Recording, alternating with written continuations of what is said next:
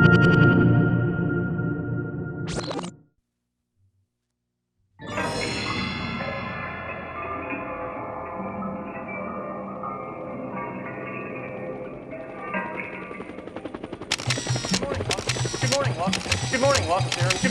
to Aaron Mills Town Center. 3, 2, 1, take 2. Good morning, welcome to Aaron Mills Town Center, the home of the world's largest permanent point-of-purchase video wall installation. My name is Calvin Fluke, and I'm your video host all day here at EMTV. I want to take this opportunity to extend a very special and warm welcome to the film crew from Necessary Illusions. We've got an excellent lineup of television programming for you today, so let's get on with it. So how long have they been working on this documentary? Gosh, they've been working on it, I don't know how long, but I know every country I show up, they're always there. They're there, huh? Yeah, they were in England, they were in Japan, all over the place. Jeez. They must have 500 hours worth of tape by now. But they put together a real doozy when they're done, huh? Yeah, I can't imagine who's going to want to hear somebody talk for an hour, but I guess they know what they're doing. So where are y'all from? Florida. Florida? Yeah. Y'all talk like a chorus. We're making a film about Noam Chomsky. Does anybody know who Noam Chomsky is? No.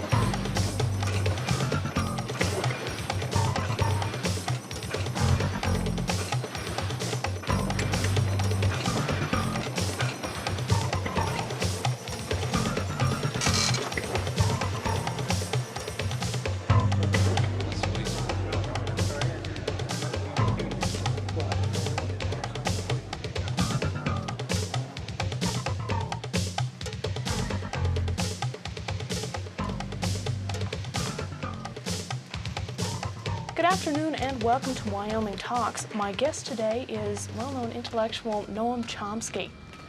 Thank you for being on our program today. Very glad to be here. Well, I know probably the main purpose for your trip to Wyoming is to discuss thought control in a democratic society. Now, I'd say I'm just Jane, USA, and I say, well, gee, this is a democratic society, and what do you mean thought control? I make up my own mind. I create my own destiny. What would you say to her? Mm-hmm.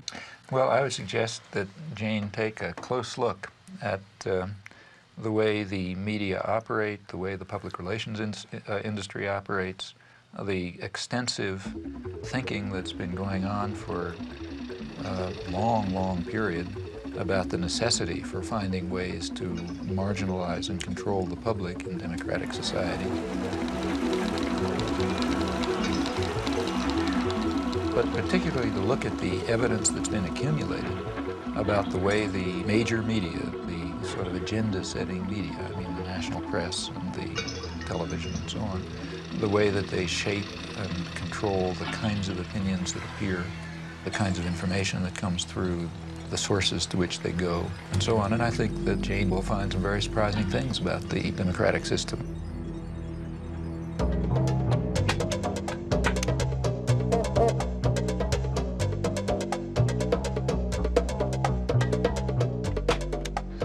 I'd like to welcome all of you to this lecture today. Several years ago, Professor Chomsky was described in the New York Times Book Review as follows: judged in terms of the power, range, novelty, and influence of his thought, Noam Chomsky is arguably the most important intellectual alive. Professor Noam Chomsky.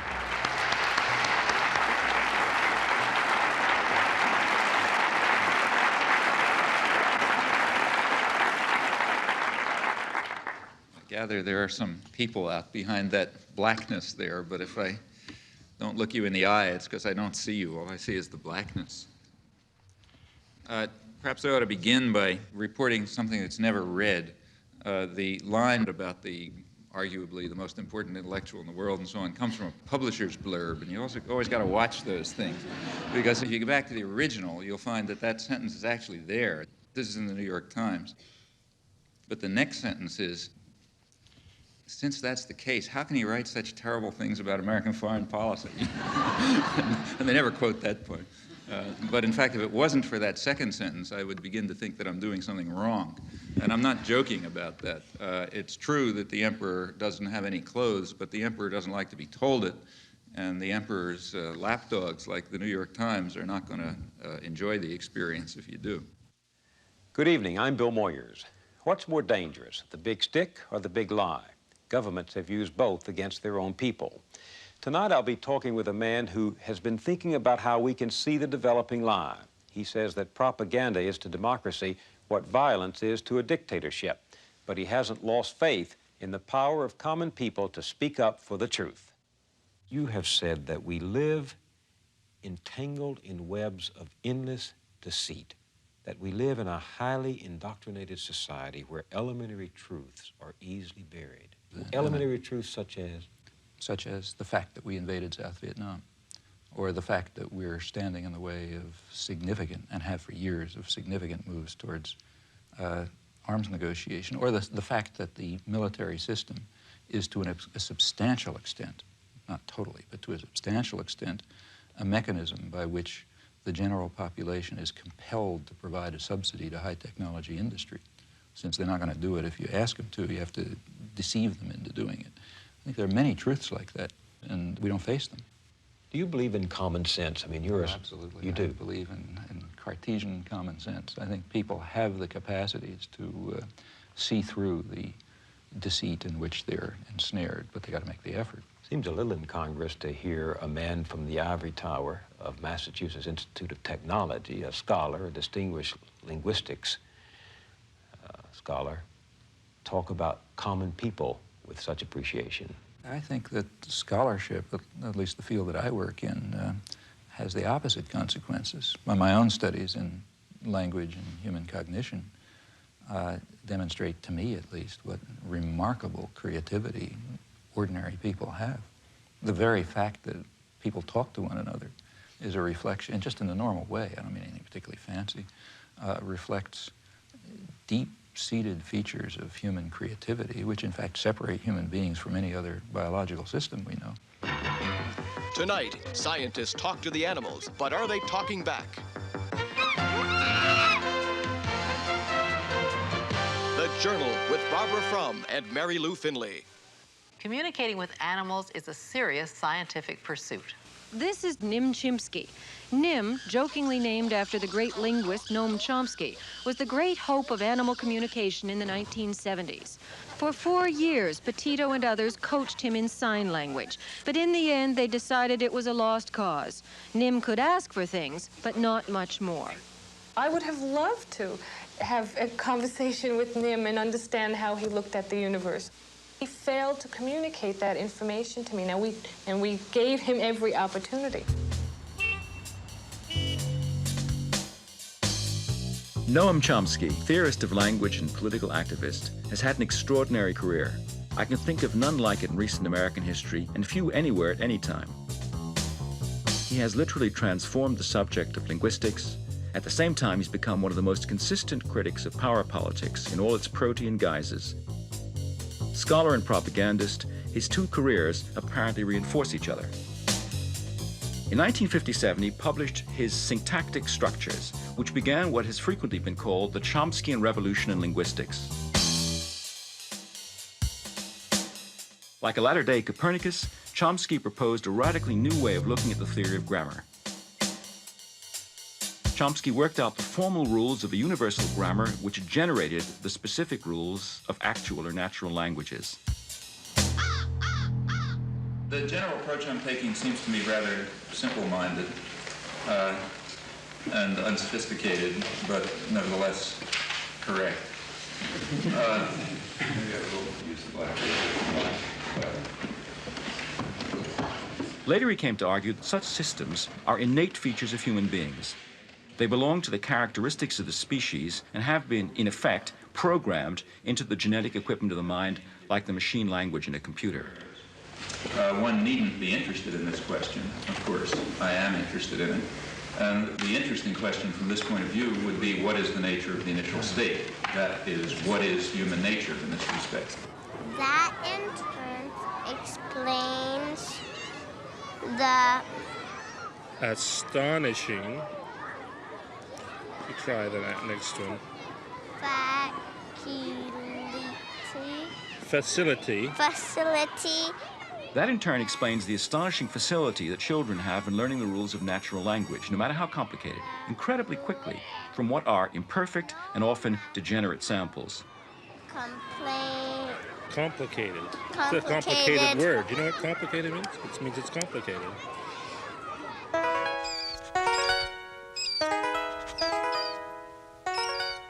If, in fact, our minds were a blank slate and experience wrote on them, we would be very impoverished creatures indeed. So the obvious hypothesis is that our language is the result of the unfolding of a genetically determined program. Well, plainly, there are different languages. In fact, the apparent variation of languages is quite superficial. It's certain, as certain as anything else, is that humans are not genetically programmed to learn one or another language. So you bring up a Japanese baby in Boston, it'll speak Boston English, and you bring up my child in Japan, it'll speak Japanese.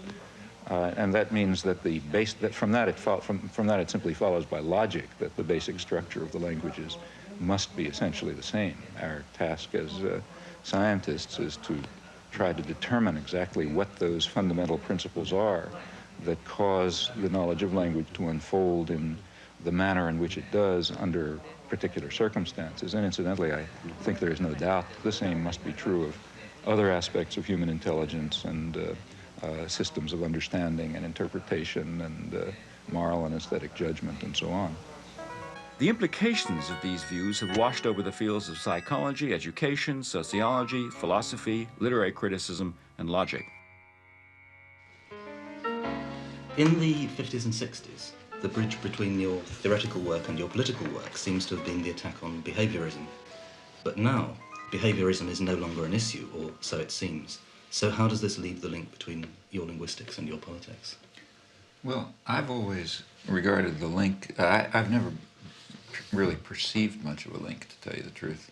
Again, I would be very pleased to be able to discover intellectually convincing connections between my own anarchist convictions on the one hand and what I think I can demonstrate or at least begin to see about the nature of human intelligence on the other. But I simply can't find intellectually satisfying connections between those two domains. I can discover some tenuous points of contact. Il n'y a de créativité possible qu'à partir d'un système de règles. Le problème, alors, là, que je me pose, et où je ne suis pas peut-être tout à fait d'accord avec M. Chomsky, c'est lorsqu'il place ces régularités à l'intérieur, en quelque sorte, de l'esprit ou de la nature humaine. Je me demande si le système de régularité, de contraintes, qui rendent possible une science, on ne peut pas les trouver ailleurs, en dehors même de l'esprit humain, dans des formes sociales, dans des rapports de production, dans des luttes de classe, etc. If it is correct, as I believe it is, that a fundamental element of human nature is the need for creative work, for creative inquiry, for free creation without the arbitrary limiting effects of coercive institutions, then, of course, it will follow that a decent society should maximize the possibilities for this fundamental human characteristic to be realized. Now, a federated, decentralized system of free associations incorporating economic as well as social institutions would be what I refer to as anarcho-syndicalism, and it seems to me that it is the appropriate form of social organization for an advanced technological society in which human beings do not have to be forced into the position of tools, of cogs in a machine. Since the 1960s, Noam Chomsky has been the voice of a very characteristic brand of rationalist libertarian socialism. He's attacked the abuses of power wherever he saw them. He's made himself deeply unpopular by his criticism of American policy, the subservience of the intelligentsia, the degradation of Zionism, the distortions of media and self-delusions in prevailing ideologies.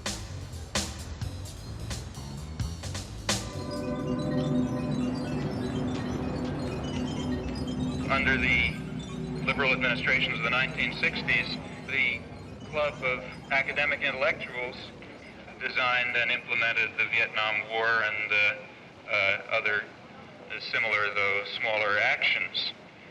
This particular community is a very relevant one to consider at a place like MIT because, of course, you're all free to enter this community. In fact, you're invited and encouraged to enter the community of technical intelligentsia and weapons designers and counterinsurgency experts and pragmatic planners of an American empire is one that you have a great deal of inducement to become associated with.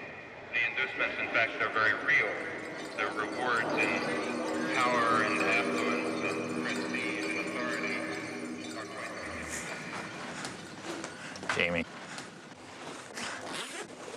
This came with the mail. Be with you in a second. Oh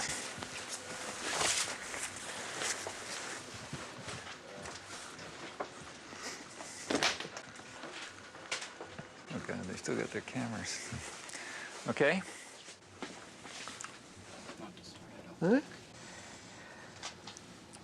I want to start. In your essay, Language and Freedom, you write, social action must be animated by a vision of a future society. I was wondering what vision of a future society animates you? Oh, well, I have my own ideas as to what a future society should look like. I've written about them. I mean, I think that we should, at the most general level, we should be seeking out forms of authority and domination and challenging their legitimacy. Now, sometimes they are legitimate. That is, let's say, they're needed for survival. So, for example, I wouldn't suggest that during the Second World War, the forms of authority, we had a totalitarian society, basically, and I thought there was some justification for that under the wartime conditions. And there are other forms of, relations between parents and children, for example, involve forms of coercion, which are sometimes justifiable.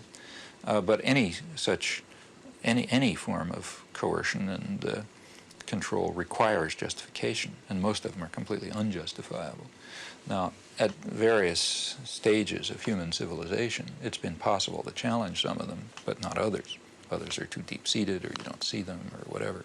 And so at any particular point, you try to detect those forms of authority and domination which are subject to change and which do not have any legitimacy, in fact, which often strike at fundamental human rights and your understanding of fundamental human nature and rights. Well, what are the major things, say, today? There are some that are being addressed in a way. The feminist movement is addressing some. The civil rights movement is addressing others. The one major one that's not being seriously addressed is the one that's really at the core of the system of domination, and that's private control over resources. And that means an attack on the fundamental structure of state capitalism. Now, I think that's in order. That's not something far off in the future. Your life work. The alphabet has only 26 letters. With these 26 magic symbols, however, millions of words are written every day. Nowhere else are people so addicted to information and entertainment via the printed word.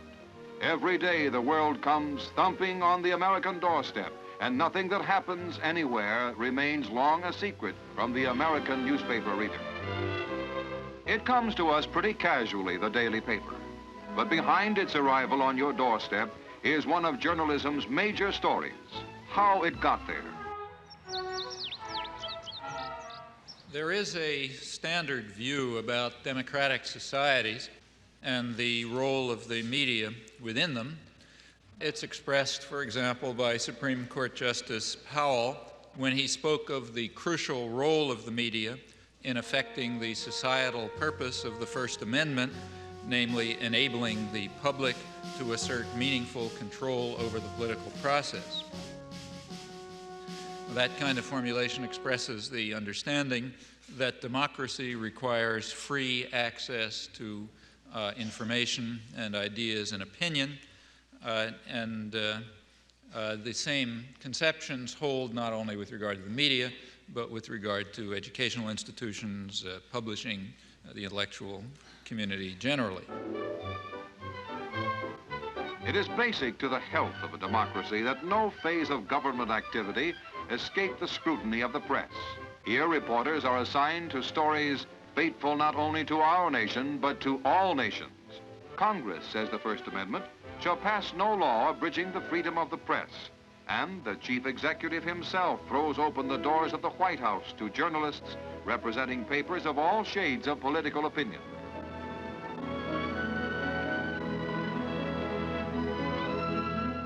But it is worth bearing in mind that there is a contrary view.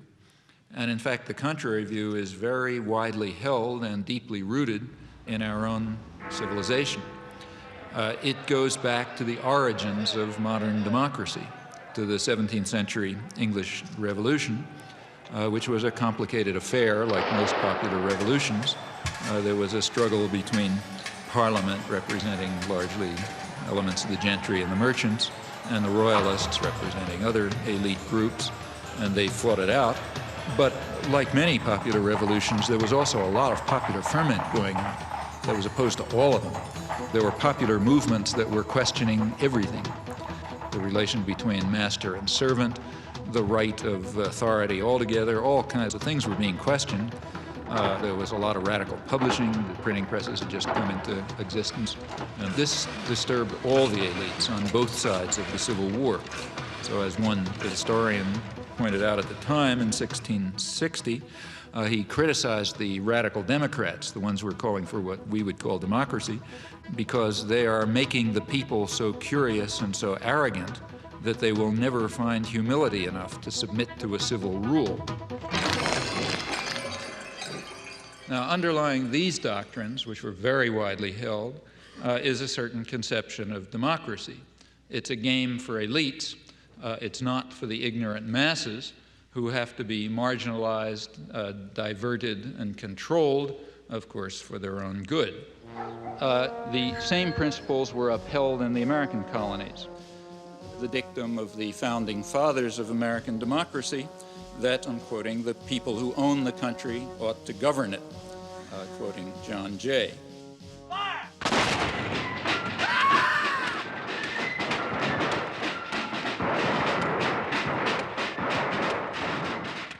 Now, in modern times, for elites, this contrary view about the intellectual life and the media and so on, this contrary view, in fact, is the standard one, I think, apart from rhetorical flourishes. From Washington, D.C., he's intellectual, author, and linguist, Professor Noam Chomsky. Manufacturing consent.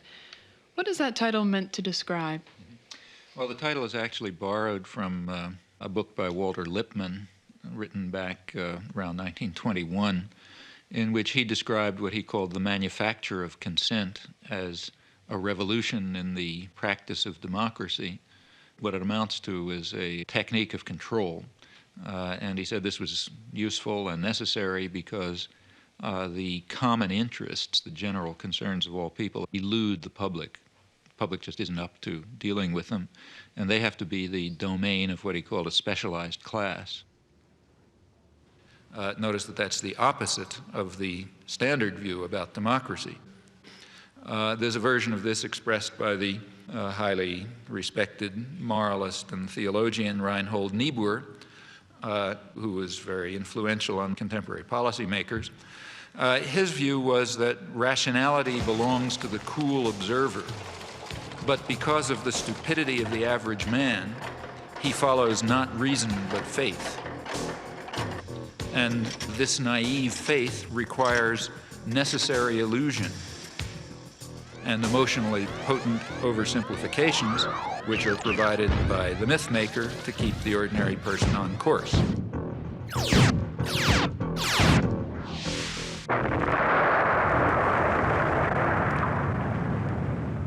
It's not the case, as the naive might think, that indoctrination is inconsistent with democracy. Rather, as this whole line of thinkers observes, it's the essence of democracy.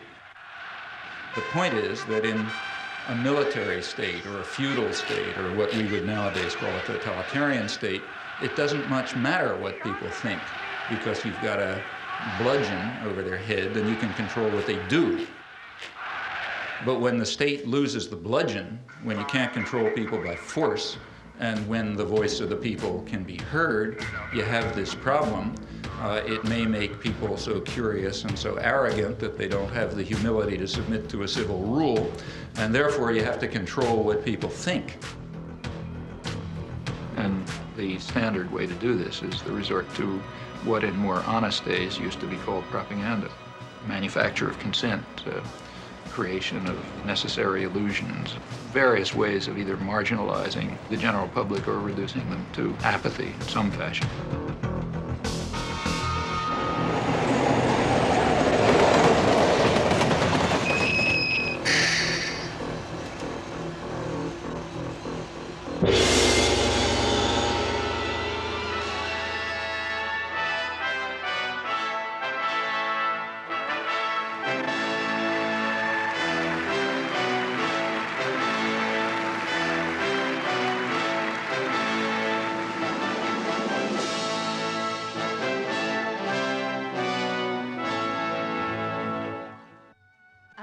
Noam Chomsky 教授は1928年 The oldest of two boys, Abram Noam Chomsky, was born in Philadelphia, Pennsylvania in 1928.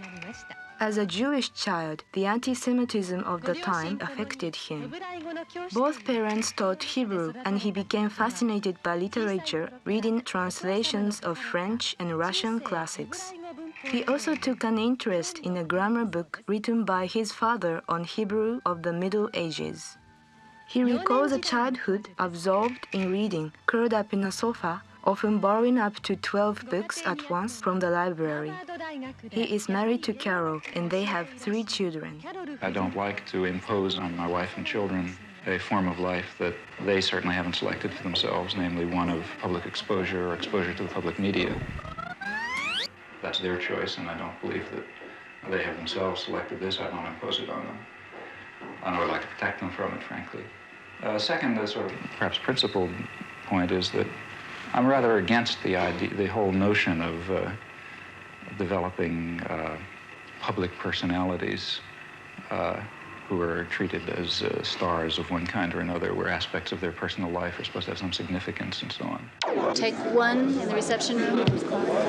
You said that you were just like us. You went to school, got good grades, and what made you start being critical, and seeing the different? What started the change? Well, there are all kinds of personal factors in anybody's life. First of all, don't forget I grew up in a depression.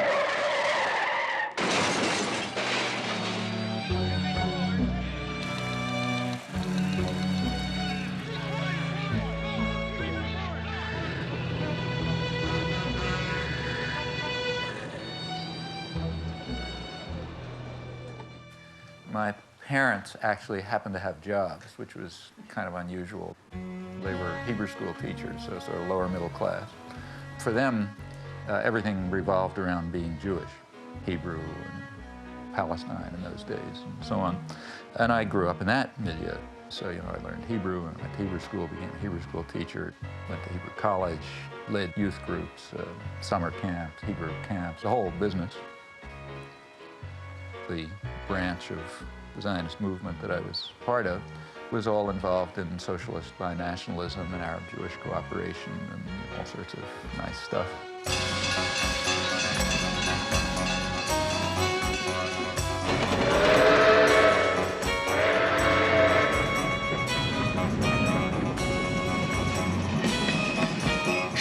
What did they think of your hopping on a train and going up to New York and hanging out at anarchist bookstores on 4th Avenue and talking to They didn't mind your because working class relatives there? I mean, I don't want to totally trust my childhood memories, obviously, but the family was split up. Like a lot of Jewish families, it went in all sorts of directions.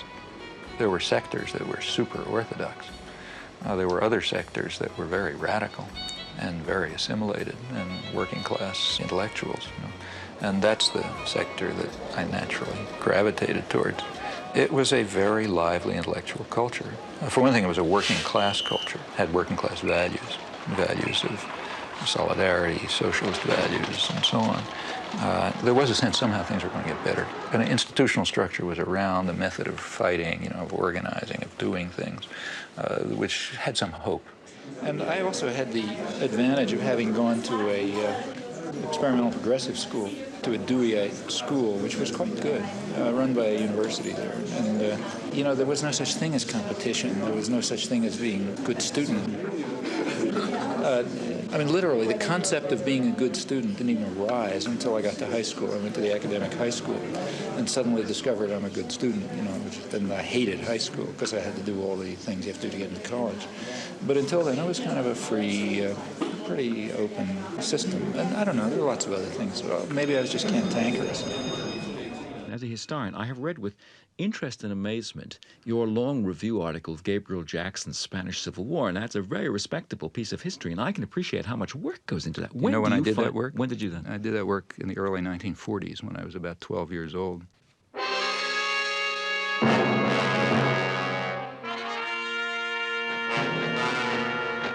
The first article I wrote was right after the fall of Barcelona in the school newspaper. It was a lament about the rise of fascism in 1939.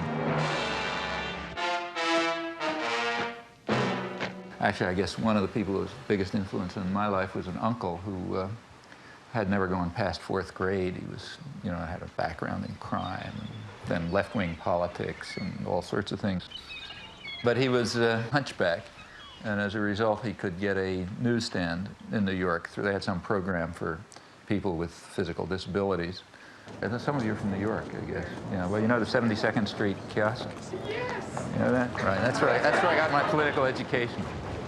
At 72nd Street, there's a place where you come out of the subway, and everybody goes towards 72nd Street. And there were 2 newsstands on that side, which were doing fine. And there's 2 newsstands on the back.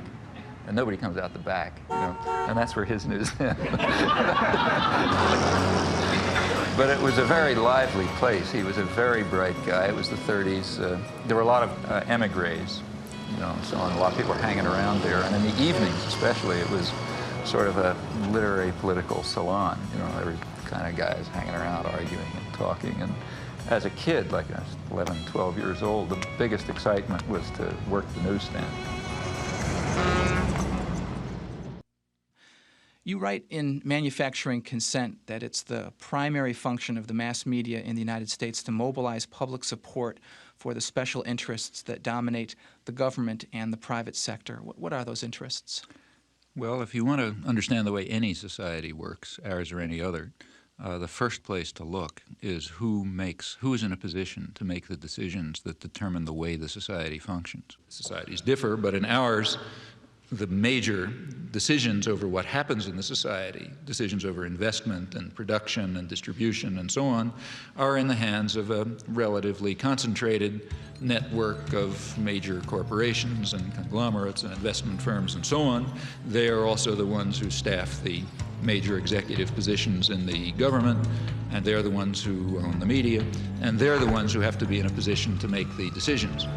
They have an overwhelmingly dominant role in the way life happens, you know, what's done in the society. Within the economic system, by law and in principle, they dominate.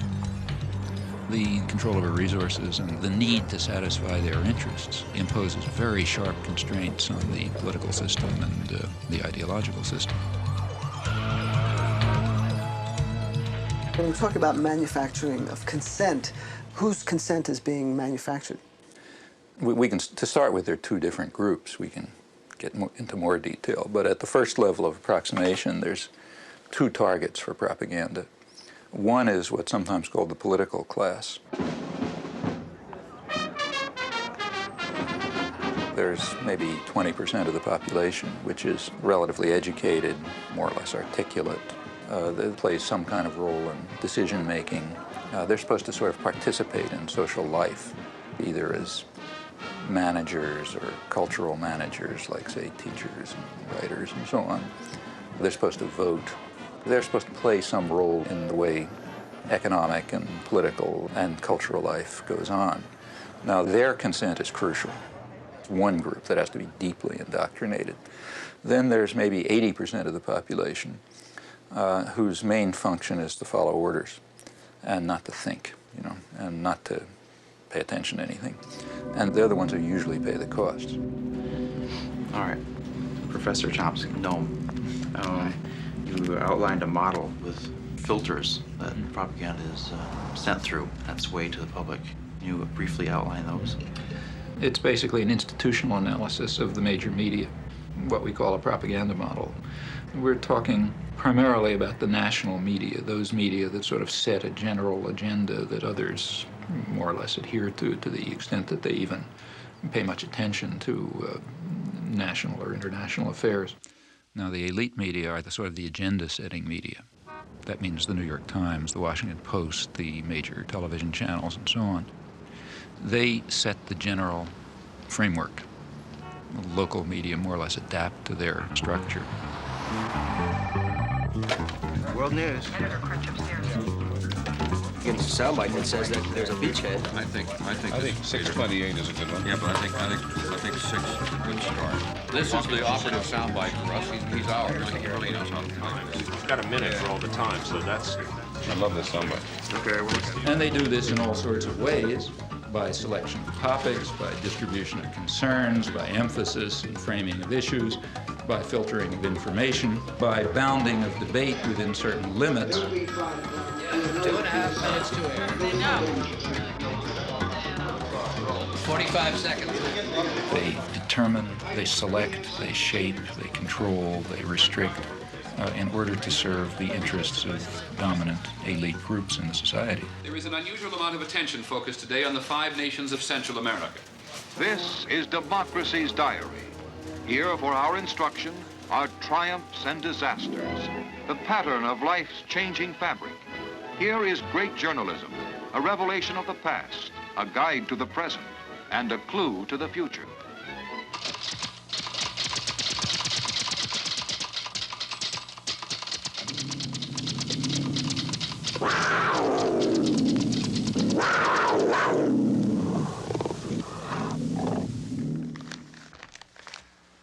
The New York Times is certainly the most important newspaper in the United States, and one could argue the most important newspaper in the world. The New York Times plays an enormous role in shaping the perception of the current world on the part of the politically active, educated classes. Also, the New York Times has a special role, and I believe its editors probably feel that they bear a heavy burden in the sense that the New York Times creates history. What happened years ago may have a bearing on what happens tomorrow. Millions of clippings are preserved in the Times library, all indexed for instant use, a priceless archive of events and the men who make them. That is, history is what appears in the New York Times archives. The place where people will go to find out what happened is the New York Times.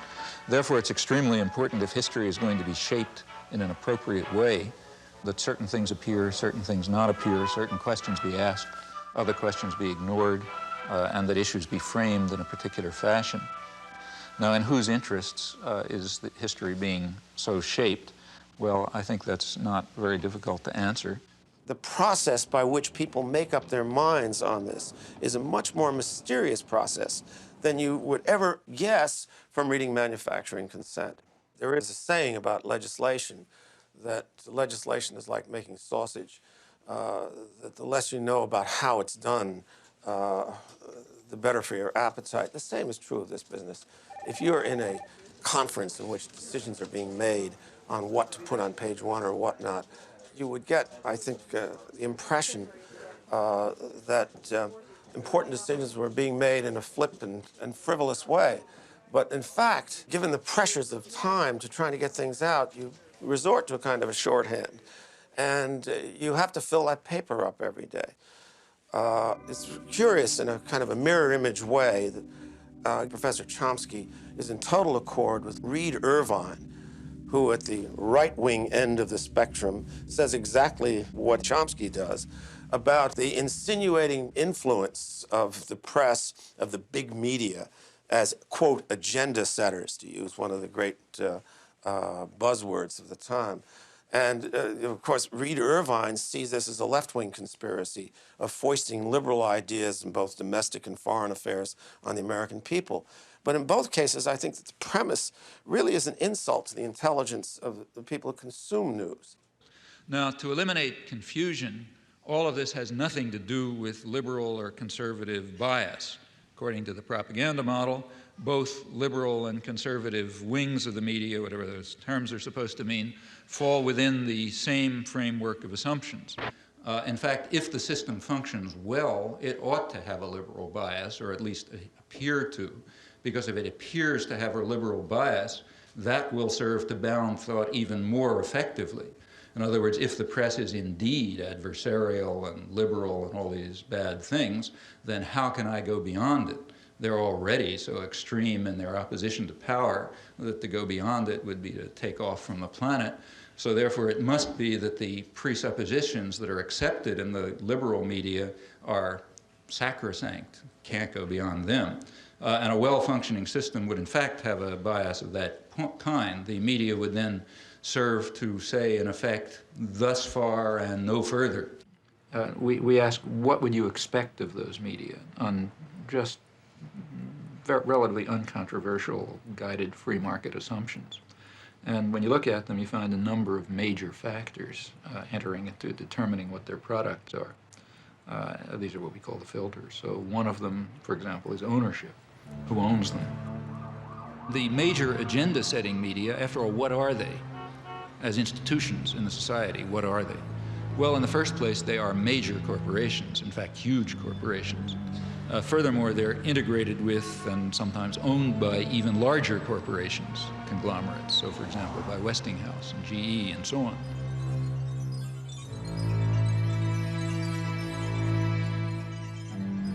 What I wanted to know was how specifically the elites control the media. What I mean is, I guess... It's like asking, how do the elites control General Motors? Well, why isn't that a question? I mean, General Motors is an institution of the elites. They don't have to control it. They own it. You know? Except, I guess, at a certain level, I think, like, I guess I work with student press, so I know, like, reporters and stuff. The elites don't control the student press, but I'll tell you something. You try in the student press to do anything that breaks out of conventions, and you're going to have the whole business community around here down on your neck, and the university's going to get threatened, and, you know, I mean, maybe nobody will pay any attention to you, that's possible. But if you get to the point where they don't stop paying attention to you, the pressures will start coming. Because there are people with power. There are people who own the country, and they're not going to let the country get out of control. What do you think about that? This is the old cabal theory that somewhere there's a room with a baize-covered desk, and there are a bunch of capitalists sitting around, and they're pulling strings. These rooms don't exist. I mean, I hate to tell Noam Chomsky this. You don't share that. I think it is the most absolute rubbish I've ever heard. This is the current fashion in the universities. You know, it's patent nonsense, and I think it's nothing but a fashion. It's a way that intellectuals have of feeling like a clergy. I mean, there has to be something wrong.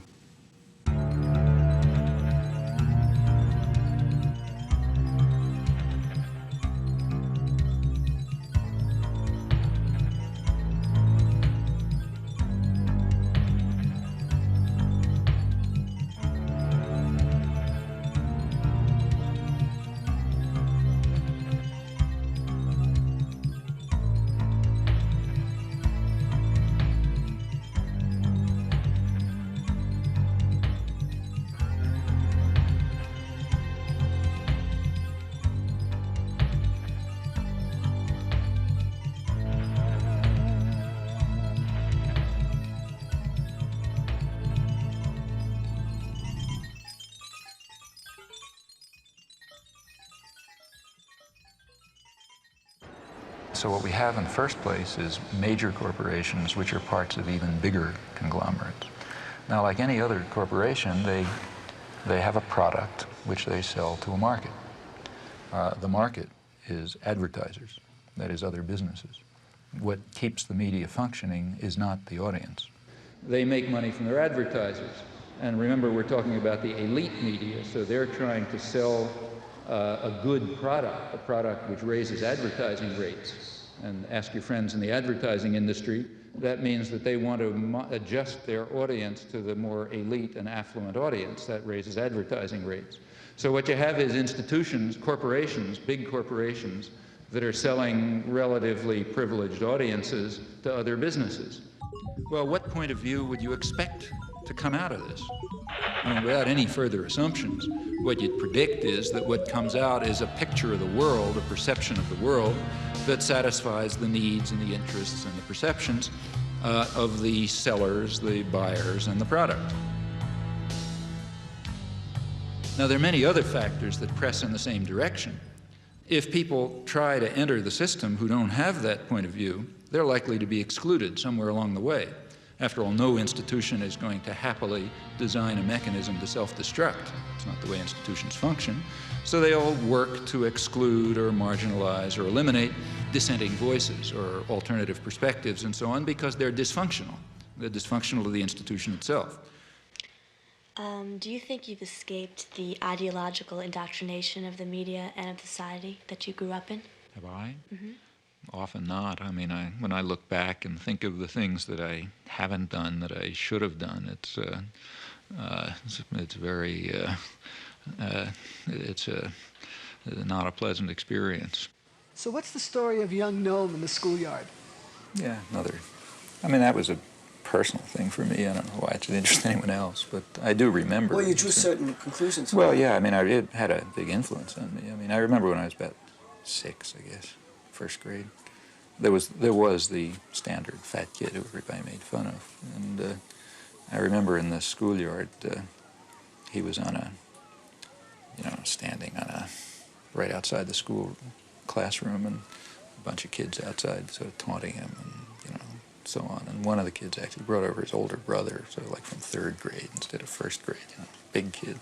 And he was going to, beat him up or something. And I remember going up to stand next to him, feeling somebody ought to help him. And I did for a while, and then I got scared, and I went away, and I was very much ashamed of it afterwards, and sort of felt, I'm not going to do that again. That's a feeling that's stuck with me. You should stick with the underdog. And the shame remained. You should have stayed there. You were already established. You were a professor at MIT. You'd made a reputation. You had a terrific career ahead of you. You decided to become a political activist. Now, here is a classic case of somebody whom the institution does not seem to have filtered out. I mean, you were a good boy up until then, were you? Or you'd always been a slight, some of them you were a rebel? Yeah, pretty much. I had been pretty much outside. You felt isolated. You felt out of sympathy with the prevailing currents of American life, but a lot of people do that. Suddenly, in 1964, you decide, I have to do something about this. What made you do that? Well, that was a very conscious decision and a very uncomfortable decision because I knew what the consequences would be. I was in a very favorable position. I had the kind of work I liked. We had a lively, exciting department. The field was going well. Personal life was fine. I was living in a nice place, children growing up. Everything looked perfect, and I knew I was giving it up. And at that time, remember, it was not just giving talks. I began involved right away in resistance. And I expected to spend years in jail and came very close to it. In fact, my wife went back to graduate school in part because we assumed she's going to have to support the children. These were the expectations.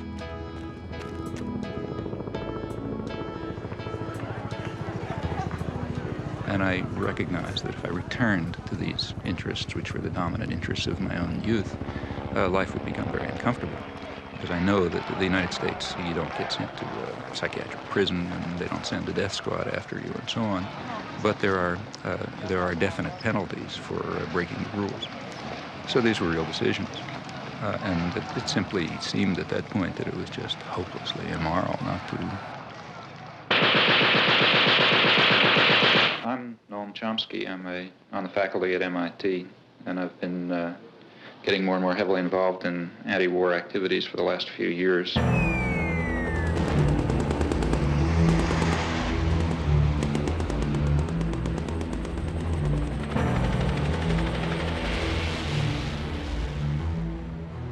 beginning with writing articles and making speeches and speaking to congressmen and that sort of thing, and gradually getting involved more and more directly in resistance activities of various sorts.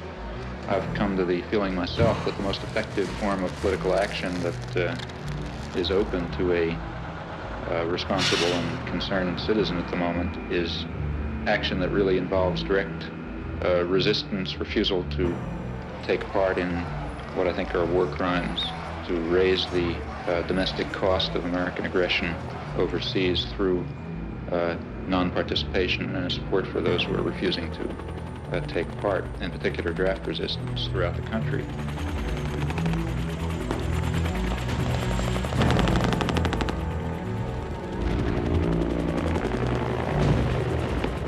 I think that we can see quite clearly some very, very serious defects and flaws in our society, our level of culture, our institutions, which are going to have to be corrected by operating outside of the framework that is commonly accepted. I think we're going to have to find new ways of political action.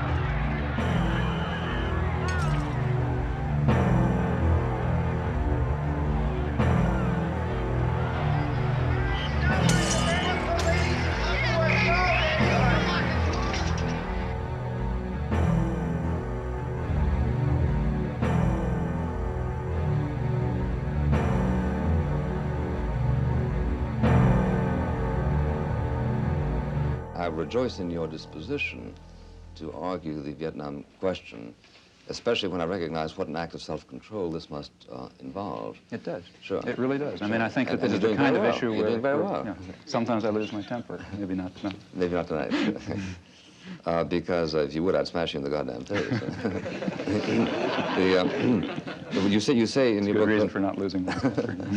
You say the war is simply an obscenity, a depraved act by weak and miserable men. Including all of us, including myself, Well, including that's the next sentence, same sentence. Sure, because you count everybody in the company of the guilty. I think that's true in this case. Yeah, but see, one of the points I was this is in a sense a theological observation, isn't it? No, I don't think so. Because as somebody points out, if everybody's guilty of everything, then nobody's guilty of anything. No, I don't. Well, no, I don't believe that. See, I think the point that I'm trying to make, and I think ought to be made, is that the real, at least to me, I say this elsewhere in the book, what seems to me a very, in a sense, terrifying aspect of our society and other societies is the equanimity and the detachment with which sane, reasonable, sensible people can observe such events. I think that's more terrifying than the occasional Hitler or LeMay or other that crops up. These people would not be able to operate were it not for this apathy and equanimity. And therefore I think that it's, in some sense, the sane and reasonable and tolerant people who share a very serious burden of guilt that they very easily throw on the shoulders of others who seem more extreme and more violent. 12 million pounds of confetti dropped into New York City's so-called Canyon of Heroes. Americans were officially welcoming the troops home from the Persian Gulf War. So it worked out really great for us. I mean, it just goes to show that we're a mighty nation and we'll be there for no matter what comes along. I mean, it's the strongest country in the world, and you got to be glad to live here. So tell me what you feel about media coverage of the war. I guess it was good. It got to be a bit much after a while, but I guess it was good to know everything, you know. I guess in Vietnam you didn't really know a lot was going on, but here you pretty much up to the moment on everything, so I guess it was good to be informed. For the first time, because of technology, we have the ability to be live from many locations around the globe. And because of the format, an all-news network, we can spend whatever time is necessary to bring the viewer the complete context of that day's portion of the story. And by context, I mean the institutional memory that is critical to understand why and how. And that's those who are analysts and do commentary, and those who can explain. Slug that last piece, ITN, Israel post-war. David Brinkley once said that you step in front of the camera and you get out of news business and into show business. But nonetheless, that should not in any way subtract or obscure the need for the basic standards of good journalism. Pat, hang tight. Let me give you a lead for Salinger right now, okay? President Bush and Prime Minister Major have closed or have almost rejected the Soviet peace efforts. Okay, in Saudi Arabia, the door is being left open. Rick Salinger is standing by live in Riyadh with the latest. All but closed. Yeah, all but closed. Right. Accuracy, speed, a fair approach, honesty and integrity within the reporter to try and bring the truth, whatever the truth may be. Going to war is a serious business. In a totalitarian society, the dictator just says, we're going to war, and everybody marches. And with this weapon of human brotherhood in our hands, we are seeing the war for men's minds not as a battle of truth against lies, but as a lasting alliance pledged in faith with all those millions driving forward to create the true new order, the world order of the people first, the people before all.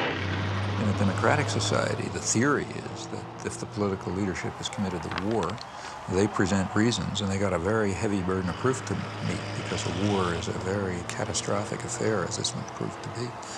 The role of the media at that point is to present the relevant background. For example, the possibilities of peaceful settlement, such as what they may be, have to be presented, and then to present, to offer a forum, in fact, encourage a forum of debate over this very dread decision to go to war and, in this case, kill hundreds of thousands of people and leave two countries wrecked and so on. That never happened. There was never, well, you know, when I say never, I mean 99.9% of the discussion excluded the option of a peaceful settlement. At Washington's Office of War Information falls one of the most vital and constructive tasks of this war. This is a people's war, and to win it, the people ought to know as much about it as they can. This office will do its best to tell the truth and nothing but the truth, both at home and abroad.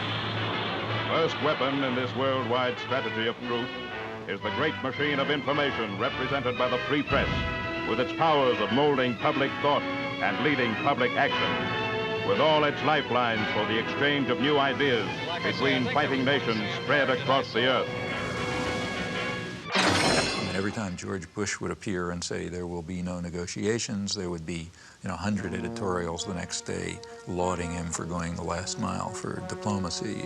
If he said you can't reward an aggressor, instead of cracking up in ridicule the way people did in civilized sectors of the world, like the whole third world, the media said, oh man, a fantastic principle, The invader of Panama, the only head of state, stands condemned for aggression in the world. The guy who was head of the CIA during the Timor aggression, he says aggressors can't be rewarded. The media just applauded. The motion picture industry, with its worldwide organization of newsreel camera crews, invaluable for bringing into vivid focus the background drama and perspectives of the war. Mobilized, too, in this all-out struggle for men's minds are the radio networks, with all their experience in the swift reporting of great occasion and event. From every strategic center and frontline stronghold, their reporters are sending back the lessons of new tactics, new ways of war. The result was it's a media war. There's tremendous fakery all along the line.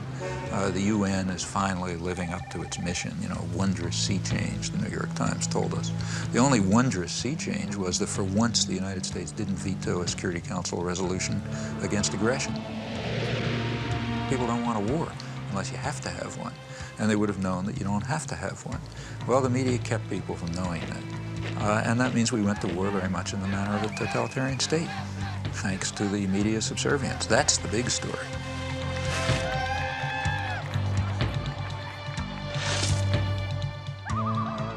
Now, remember, I'm not talking about a small radio station in Laramie. I'm talking about the national agenda-setting media. If you're on a radio news show in Laramie, chances are very strong that you pick up what was in the Times that morning and you decide that's the news. In fact, if you follow the AP wires, you find that in the afternoon, they send across tomorrow's front page of the New York Times. That's so that everybody knows what the news is. and the perceptions and the perspectives and so on are sort of transmitted down, and not to the precise detail, but the general picture is pretty much transmitted elsewhere. The foreign news comes here to the foreign news desk. The editor is Bob Hanley. Bob, I suppose you get far more foreign news than you can possibly use in the paper. Yes, we do. We get a great deal more than we can accommodate in a day. And your job is to weed it out, I suppose. This is the selection center, as it were. And when I have selected it, I pass it across the desk to one or the other of these sub-editors. It comes back to me, and on this chart, I design the page. That is page 1 and page 2. Fine, Bob. Thank you very much.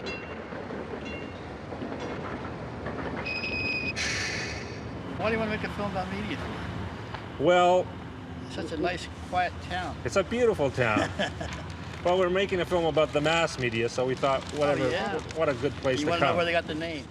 So maybe you could start by introducing yourself. Yes, I'm Bowden Senko. I'm the Main Street manager and the executive director of the Media Business Authority, and we are in Media, Delaware County, in the southeastern part of Pennsylvania. Media is called everybody's hometown. The motto was developed as a way to promote the community. We're a very high promotion-conscious community. When you walk through media, you'll be treated very well, and you find that people have taken the idea of being everybody's hometown to heart. The local paper, the Talk of the Town. The Town Talk. Do you read that? Yes, I read the Town Talk, yes. What do you think the difference is between the Wall Street Journal and the Talk of the Town? Oh, well, I mean, the Town Talk is completely local news, and it's fun. It's nice to read. It's interesting. You read about your neighbors and see what's going on in the school district and things like that. We're in business to make bucks, just like the big daily newspapers and just like the big radio stations, and we do quite well. And rightfully so, because we work very hard at it. I just want to show you a copy of the paper here, the way it is this week. It's plastic wrapped on all 4 sides, weatherproof, and hung on everybody's front door. And many times you'll find that this paper runs well over 100 pages a week. This particular edition, you have to remember there are 5 editions. This happens to be the Central Delaware County edition, which is the edition that covers Media, Pennsylvania. What you see here now is the advertising and composition department. Say hello, guys, will you? Hi. Hi. And what we're doing now is we're putting red dots, green dots, and yellow dots up on the map, wherever there is a store. Now, the red dots are the stores that don't advertise with us at all. The green dots are the ones that advertise with us every week, and the yellow dots are the ones that run sporadically.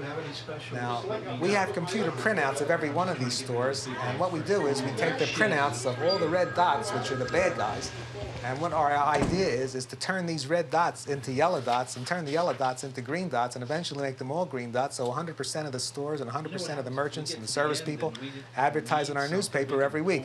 That way we won't have any more red dots. I guess there'll always be a few red dots, but I have high hopes that there'll be a lot more green ones or red ones when we're finished. Hi, I'm Jim Morgan. I'm with the Corporate Relations Department of the New York Times, and I'm here to take you on a tour of the New York Times, so let's begin. So they're just taking audio in here. Yeah, they're taking audio in here. Audio. No cameras, no still.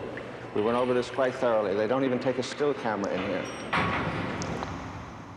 We're in the composing room. This is where the pages are composed. This is the typographical area. What's the ratio of news to advertising? 60% ads.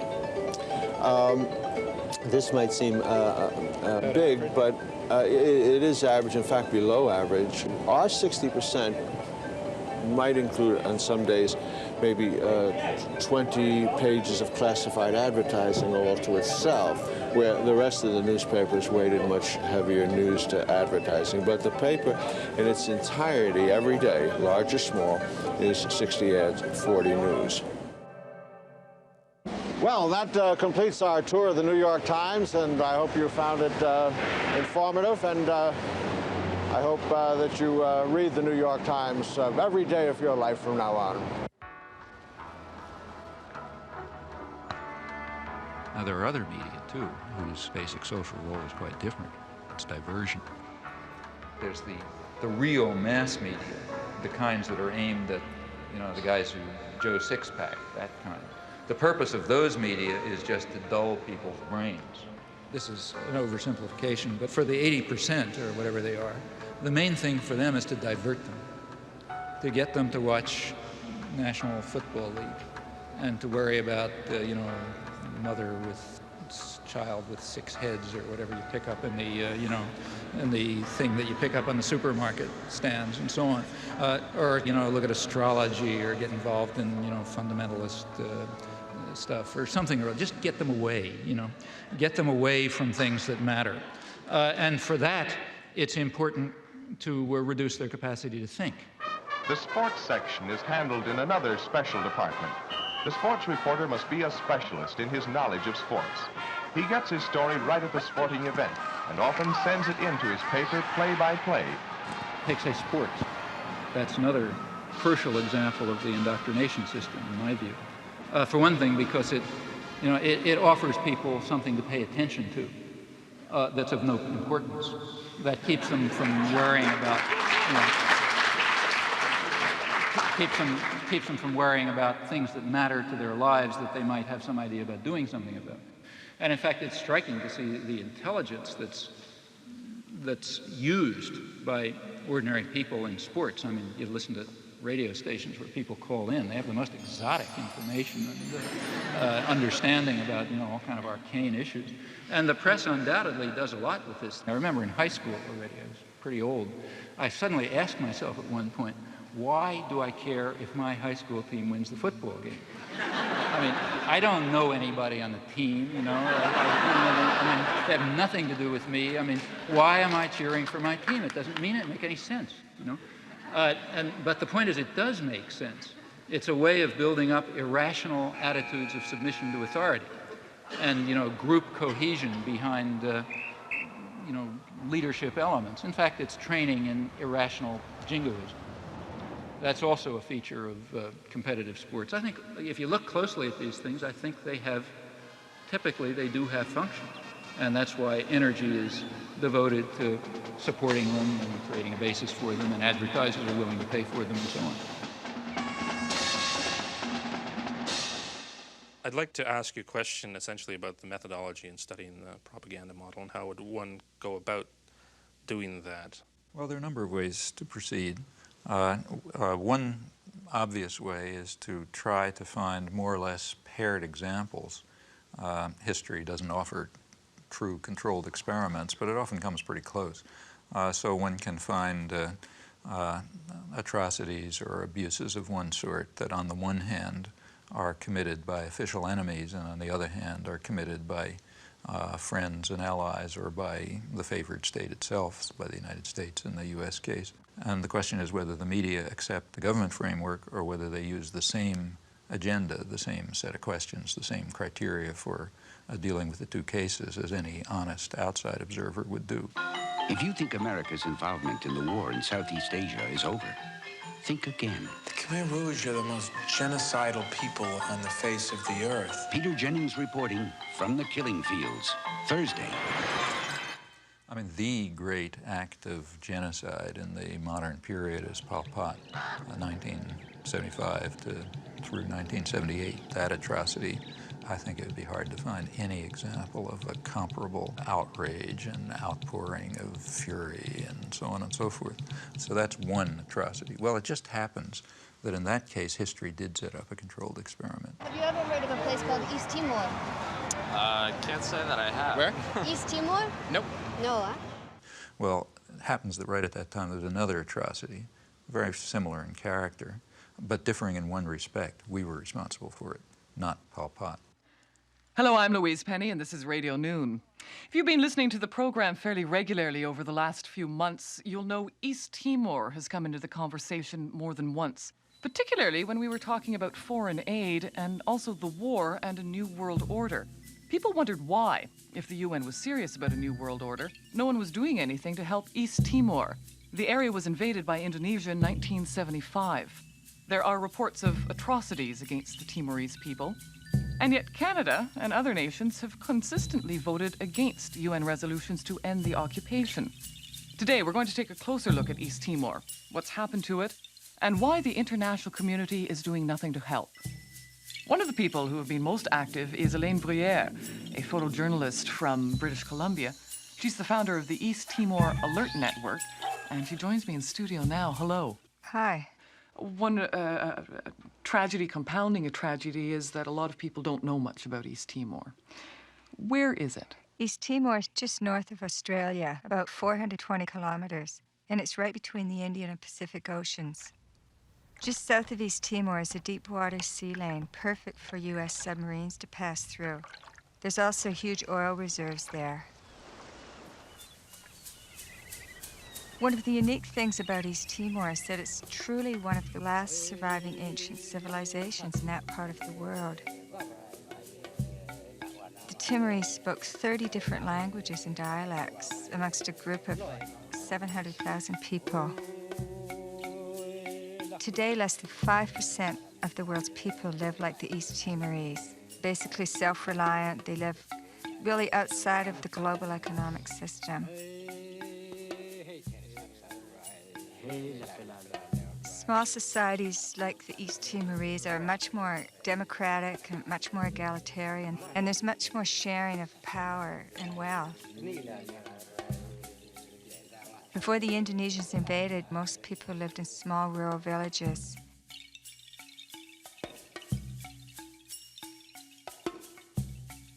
The old people in the village were like the university. They passed on tribal wisdom from generation to generation. Children grew up in a safe, stimulating, nurturing environment.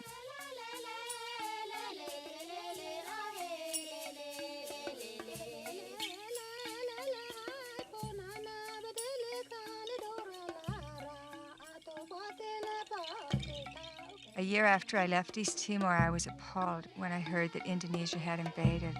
They didn't want a small, independent country setting an example for the region. East Timor was a Portuguese colony. Indonesia had no claim to it, and in fact stated that they had no claim to it. During the period of colonization, there was a good deal of politicization that different groups developed. A civil war broke out in August '75.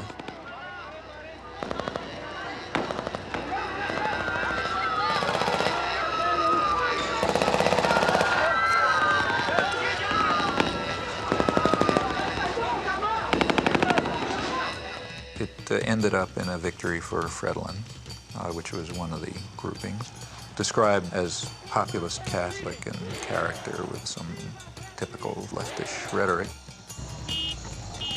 Indonesia at once started intervening. What's the situation? When did those ships come in? They start arriving since Monday. 6, 7 boats together, very close to our border. No, they're not there just for fun, you know. They're preparing a massive operation. Something happened here last night that moved us very deeply. It was so far outside our experience as Australians that we'll find it very difficult to convey to you, but we'll try. Sitting on woven mats under a thatched roof in a hut with no walls, we were the target of a barrage of questioning from men who know they may die tomorrow and cannot understand why the rest of the world does not care. That's all they want, for the United Nations to care about what is happening here. The emotion here last night was so strong that we, all three of us, felt we should be able to reach out into the warm night air and touch it. Greg Shackleton at an unnamed village, which we'll remember forever in Portuguese Timor.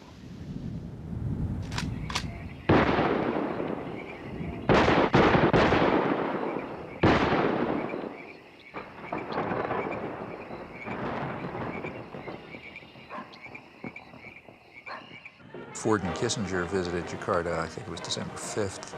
We know that they had requested that Indonesia delay the invasion until after they left because it would be too embarrassing. And within hours, I think, after they left, the invasion took place on December 7th. What happened on December 7th in 1975 is just one of the great evil deeds of history. Early in the morning, bombs began dropping on Dili. The number of troops that invaded Dili that day almost outnumbered the entire population of the town. And for 2 or 3 weeks, they just killed people. E quando eu ouvi dizer fogo, eu gritei-me logo, pus-me logo no chão. Pus-me no chão e só senti os corpos a caírem por cima de mim, pareciam folhas, né? A caírem por cima de mim. E acompanhado de gritos, outros a chamarem pela mãe, a esposa, né? Aquilo era mesmo terrível. This council must consider Indonesian aggression against East Timor as the main issue of the discussion.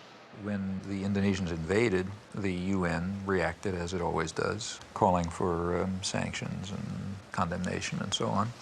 Various watered-down resolutions were passed, but the U.S. was very clearly not going to allow anything to work.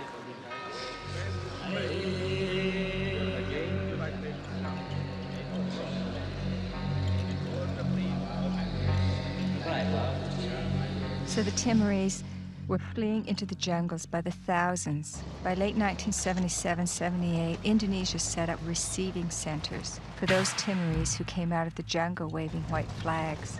Those the Indonesians thought were more educated or who were suspected of belonging to Frelimo or other opposition parties were immediately killed. They took women aside and flew them off to Dili in helicopters for use by the Indonesian soldiers. They killed children and babies. But in those days, their main strategy and their main weapon was starvation. By 1978, it was approaching really genocidal levels. The church and other sources estimated about 200,000 people killed. The U.S. backed it all the way. The U.S. provided 90% of the arms. Right after the invasion, arms shipments were stepped up. When the Indonesians actually began to run out of arms in 1978, the Carter administration moved in and increased arms sales. And other Western countries did the same. Canada, England, Holland, and everybody who could make a buck was in there trying to make sure they could kill more Timorese. There is no Western concern for issues of aggression, atrocities, human rights abuses, and so on, if there's a profit to be made from them. Nothing could show it more clearly than this case. It wasn't that nobody had ever heard of East Timor. Crucial to remember that there was plenty of coverage in the New York Times and elsewhere before the invasion. The reason was that there was concern at the time over the breakup of the Portuguese Empire and what that would mean. There was a fear that it would lead to independence or Russian influence or whatever.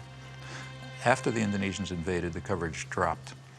There was some, but it was strictly from the point of view of the State Department and Indonesian generals, never a Timorese refugee.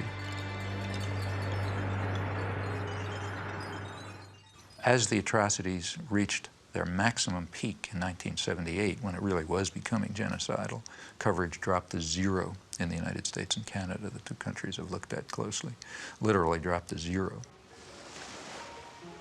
All this was going on at exactly the same time as the great protest of outrage over Cambodia. The level of atrocities was comparable. In relative terms, it was probably considerably higher in Timor. It turns out right in Cambodia in the preceding years, 1970 through 1975, there was also a comparable atrocity for which we were responsible.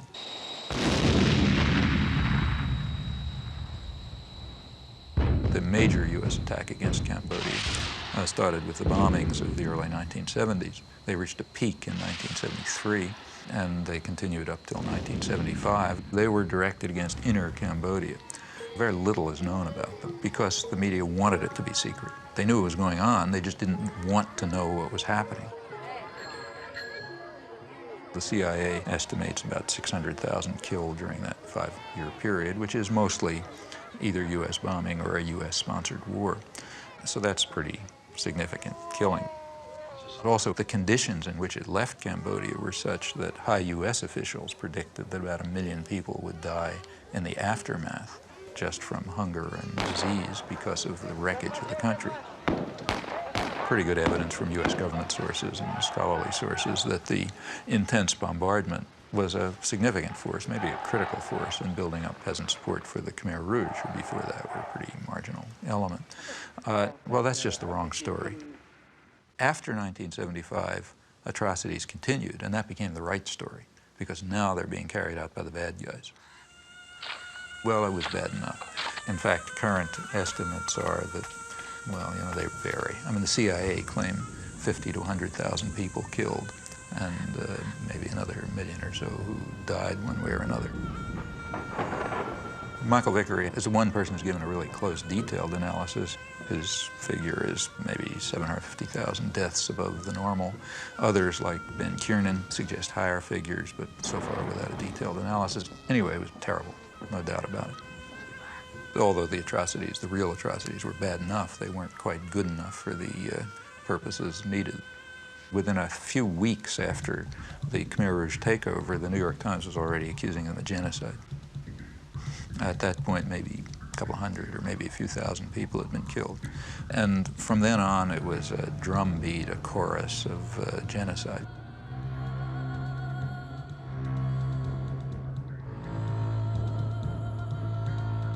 The big bestseller on Cambodia, Pol Pot, is called Murder in a Gentle Land. Up until April 17, 1975, was a gentle land of peaceful, smiling people, and after that, some horrible Holocaust took place. Very quickly, a figure of 2 million killed was hit upon. In fact, what was claimed was that the Khmer Rouge boast of having murdered 2 million people. Facts are very dramatic. In the case of atrocities committed by the official enemy, extraordinary show of outrage. Exaggeration, no evidence required, faked photographs are fine, anything goes. Also, a vast amount of lying. I mean, an amount of lying that would have made Stalin cringe. It was fraudulent, and we know that it was fraudulent by looking at the response to comparable atrocities for which the United States was responsible. Early 70s Cambodia, Timor, two very closely paired examples. Well, the media response was quite dramatic.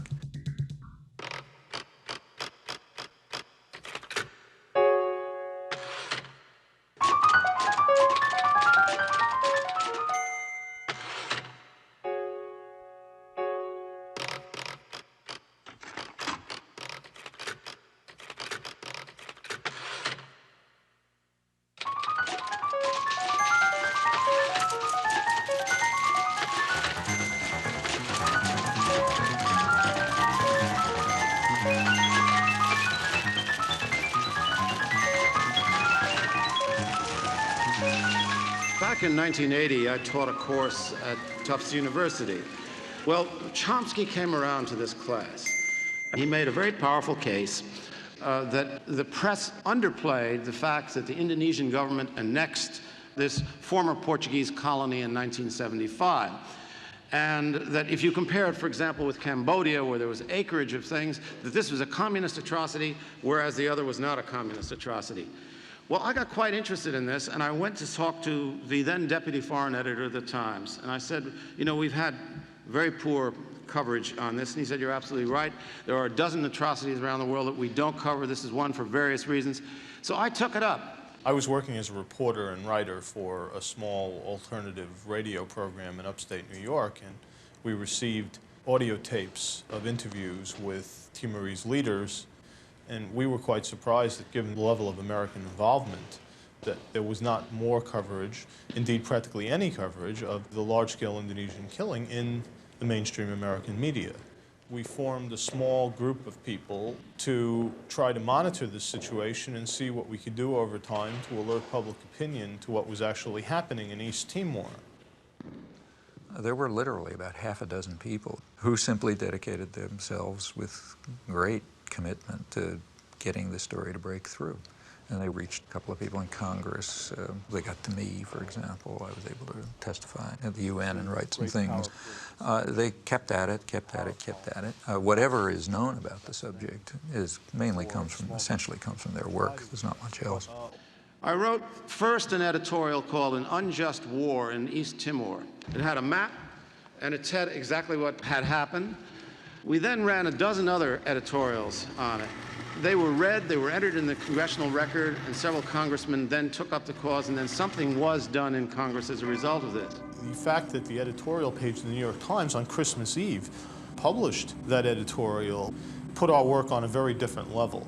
And it gave a great deal of legitimacy to something that we were trying to advance for a long time, and that was the idea and the reality that a major tragedy was unfolding in East Timor. If one takes literally the various theories that Professor Chomsky puts out, one would feel that there is a tacit conspiracy between the establishment press and the government in Washington to focus on certain things and ignore certain things, so that if we broke the rules, that we would instantly get a reaction, a sharp reaction from the overlords in Washington, who would say, hey, what are you doing speaking up on East Timor? We're trying to keep that quiet. We didn't hear a thing.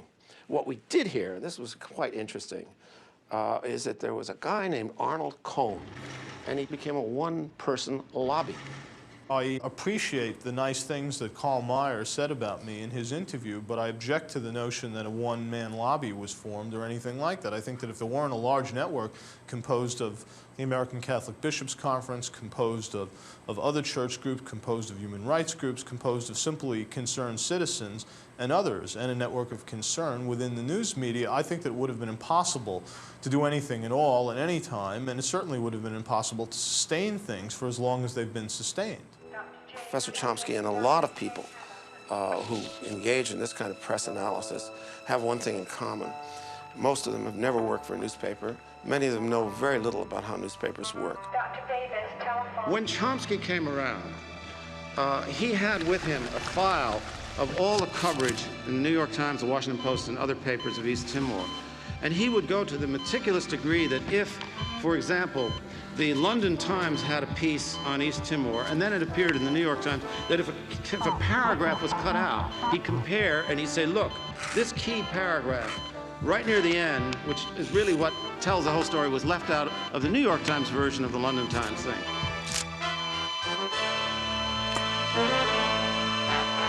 There was a story in the London Times which is pretty accurate. The New York Times revised it radically.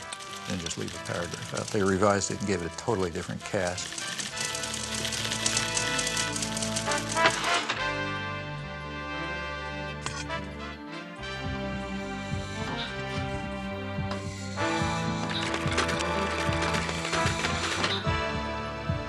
It was then picked up by Newsweek, giving it the New York Times cast.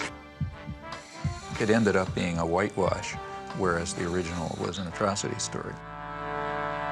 So I said to Chomsky at the time, I said, well, it may be that you're misinterpreting ignorance, haste, deadline pressure, etc., for some kind of determined effort to suppress an element of the story. He said, well, if it happened once or twice or 3 times, I might agree with you, but if it happens a dozen times, Mr. Meyer, I think there's something else at work. And it's not a matter of happening 1 time, 2 times, 5 times, 100 times. It happened all the time. I said, Professor Chomsky, having been in this business, it happens a dozen times. These are very imperfect institutions. When they did give coverage, it was from the point of view of, it was a whitewash of the United States. Now, you know, that's not an error. That's systematic, consistent behavior, in this case, without even any exception. This is a much more subtle process than you get in the kind of the sledgehammer rhetoric of the people that make a to B equation between what the government does, what people think, and what newspapers say. That sometimes what the Times does can make an enormous difference. At other times, it has no influence whatsoever. So one of the greatest tragedies of our age is still happening in East Timor. The Indonesians have killed up to 1/3 of the population. They're in concentration camps. They conduct large-scale military campaigns against the people who are resisting. Campaigns with names like Operation Eradicate or Operation Clean Sweep. Timorese women are subjected to a forced birth control program. In addition, they're bringing in a constant stream of Indonesian settlers to take over the land. Whenever people are brave enough to take to the streets in demonstrations or show the least sign of resistance, they just massacre them. is sort of like Indonesia. If we allow them to continue to stay in East Timor, the international community, they will simply digest East Timor and turn it into, trying to turn it into cash crop. I mean, this is way beyond just demonstrating the subservience of the media to power. I mean, they have real complicity in genocide in this case. The reason that the atrocities can go on is because nobody knows about them. If anyone knew about them, there'd be protests and pressure to stop them. So therefore, by suppressing the facts, the media are making a major contribution to some of probably the worst act of genocide since the Holocaust. You say that what the media do is to ignore certain kinds of atrocities that are committed by us and our friends, and to play up enormously atrocities that are committed by them and our enemies. And you posit that there's a test of integrity and moral honesty, which is to have a kind of equality of treatment of corpses. Equality of principles. I mean, that every dead person should be in principle equal to every other dead person. That's not what I say at all. Well, I'm glad that's not what you say, because in fact, that's not what you do. Of course it's not what I do, nor would I say it. That's right. In fact, I say the opposite. What I say is that we should be responsible for our own actions primarily. Because your method is not only to ignore the corpses created by them, but also to ignore corpses that are created by neither side, but which are irrelevant to your ideological That's agenda. totally untrue. Well, let me give you an example. Okay. One of your own causes that you take very seriously is the cause of the Palestinians, and a Palestinian corpse weighs very heavily on your conscience, and yet a Kurdish corpse does not. That's not true at all. I've been involved in Kurdish support groups for years. That's absolutely true. That's absolutely false. I mean, just ask the Kurdish, ask the people who are involved in, I mean, you know, they come to me, I sign their petitions and so on and so forth. In fact, if you look at the things we've written, I mean, let's take a look. I mean, I'm not Amnesty International. I can't do everything. I'm a single person. But if you read, say, take a look, say, at the book that Edward Herman and I wrote on this topic. In it, we discuss 3 kinds of atrocities. What we called benign bloodbaths, which nobody cares about, constructive bloodbaths, which are the ones we like, and nefarious bloodbaths, which are the ones that the bad guys do. The principle that I think we ought to follow is not the one that you stated. You know, it's a very simple ethical point. You're responsible for the predictable consequences of your actions. You're not responsible for the predictable consequences of somebody else's actions. The most important thing for me and for you is to think about the consequences of your actions. What can you affect? These are the things to keep in mind. These are not just academic exercises. We're not analyzing the media on Mars or in the 18th century or something like that.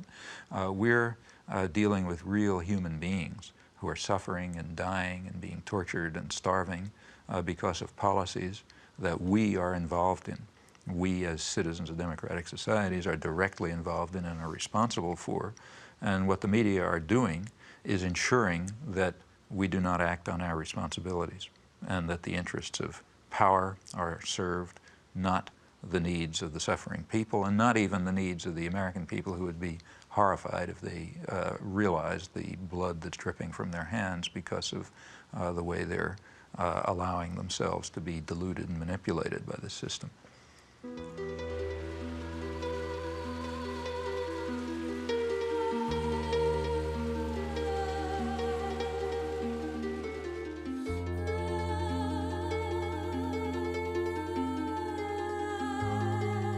What about the third world?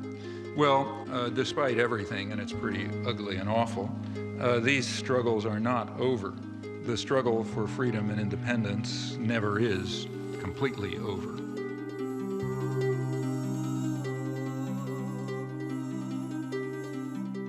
Their courage, in fact, is really remarkable and amazing. I've personally had the privilege, and it is a privilege, of witnessing it a few times in villages in Southeast Asia and Central America, and recently in the occupied West Bank, and it is astonishing to see. And it's always amazing, at least to me it's amazing, I can't understand it. It's also very moving and very inspiring. In fact, it's kind of awe-inspiring.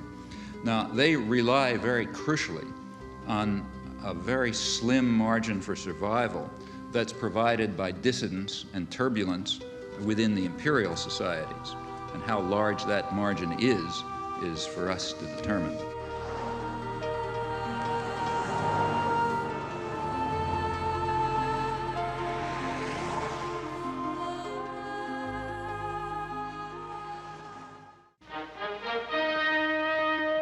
In today's On the Spot assignment, we're going to see just what's behind the making of movies. The director and the crew are shooting a documentary film. Let's take a closer look. Okay, fine. Bob, this word documentary, what would you say is the difference between a documentary film and a feature movie? Well, there are a good many differences. One would be length. Generally speaking, documentaries are a good deal shorter than feature films. Also, documentaries have something to say in the way of a message. They are informational films. Also, another term that's used interchangeably with documentary is the word actuality films. Bob, is this the thing you hold up in front of the camera before each scene? This is a clapperboard, yes. This identifies on the visual camera the scene number and the take number, and also, as you heard, on the soundtrack. The editor back at the studio puts the two pieces of film together, matches where the lips of the clapper come together, and there you are in sync. Before the break, you were mentioning the media putting forth the information that the power elite want. I'm not sure if I understand, how does the power elite do this, and why do we stand for it? Why does it work so well? Okay, well, I think here we have to, I mean, there are really two questions here. One, is this picture of the media true? And there you have to look at the evidence. I mean, I've given one example, and that shouldn't convince anybody. One has to look at a lot of evidence to see whether this is true. I think anyone who investigates it will find out that the evidence to support it is simply overwhelming. In fact, it's probably one of the best supported conclusions in the social sciences. But the other question is, how does it work? Your choice, sir. I'm the media guy. You're the media. What would you like? I got you an International Herald Tribune. You want that? Anything in a Western language which doesn't include that. What do you got? Financial Times? Absolutely. That's the only paper that tells the truth. Did you get the one where they've been debating back and forth? NRC Handelsblatt. Handelsblatt. Okay, that's the...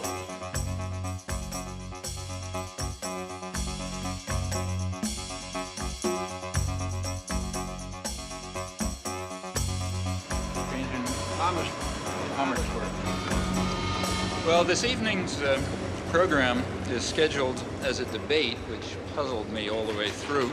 There are some problems.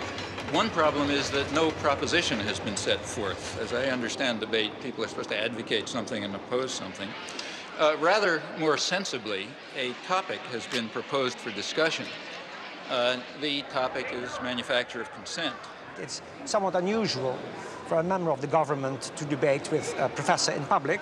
It hasn't happened in Holland before. I don't think it's often happens elsewhere.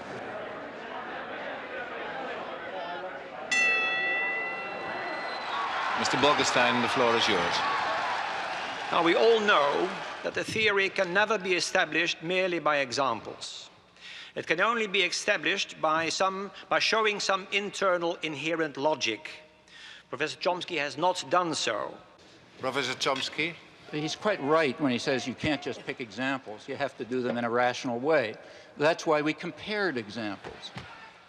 The truth is that things are not as simple as Professor Chomsky maintains.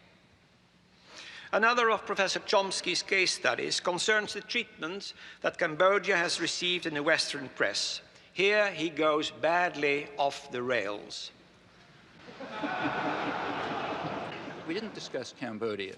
We compared Cambodia with East Timor, two very closely paired examples. And we gave approximately 300 pages of detail covering this in Political Economy of Human Rights, including a reference to every article we could discover about Cambodia. Many Western intellectuals do not like to face the facts and balk at the conclusions that any untutored person would draw. Many people are very irritated by the fact that we exposed the extraordinary deceit over Cambodia and paired it with the simultaneous suppression of the US-supported ongoing atrocities in Timor. People don't like that. For one thing, we were challenging the right to lie in defense of the state. For another thing, we were exposing the apologetics and support for actual ongoing atrocities. That doesn't make you popular. Where did he learn about the atrocities in East Timor or in Central America, if not in the same free press which he so derides? You can find out where I learned about them by looking at my footnotes. I learned about them from human rights reports, from church reports, from refugee studies, and extensively from the Australian press. There was nothing from the American press because it was silenced. Chairman, this is an attempt at intellectual intimidation. These are the ways of the bully. Professor Chomsky uses the oldest debating trick on record. He erects a man of straw and proceeds to hack away at him. Professor Chomsky calls this the manufacture of consent. I call it the creation of consensus. In Holland, we call it draagvlak, which means foundation. Professor Chomsky thinks it is deceitful, but it is not. In a representative democracy, it means winning people for one's point of view. But I do not think that Professor Chomsky believes in representative democracy. I think he believes in direct democracy. With Rosa Luxemburg, he longs for the creative, spontaneous, self-correcting force of mass action. That is the vision of the anarchist. It is also a boy's dream.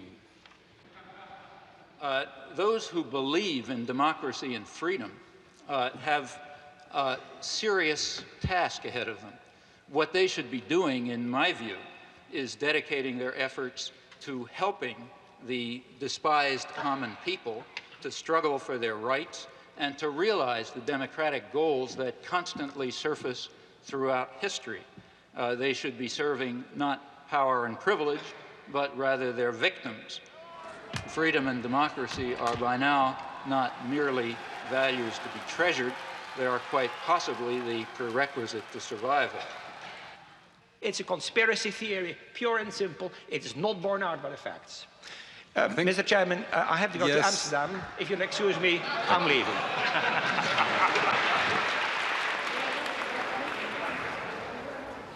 One thing is sure. Their consent has not been manufactured tonight. There is nothing more remote from what I'm discussing, or what we have been discussing, than a conspiracy theory. If I give an analysis of, say, the economic system, and I point out that General Motors tries to maximize profit and market share, that's not a conspiracy theory. That's an institutional analysis. It has nothing to do with conspiracies. And that's precisely the sense in which we're talking about the media. The phrase conspiracy theory is one of those that's constantly brought up, and I think its effect simply is to discourage institutional analysis. Do you think there's a connection somehow about what the government wants us to know and what the media tell us? It's not communism, but I think to a certain point, it is sensitized. They don't always tell, I guess, John, they don't always tell the truth the way it goes, huh? You got that right. You think that the information you're getting from this paper is biased in any way? Or? Oh, yeah. I think by and large it's well done. You get both sides of the stories. You get the liberal and the side and the conservative side, so to speak. But I don't think you get a very balanced picture because they only have 20 seconds, 30 seconds for a news item or whatever, and they're going to pick out a highlight, and every network is going to cover the same highlight, and that's all you're going to see. You get what they want you to hear. You think you're biased in some way then? Yeah. Here we go.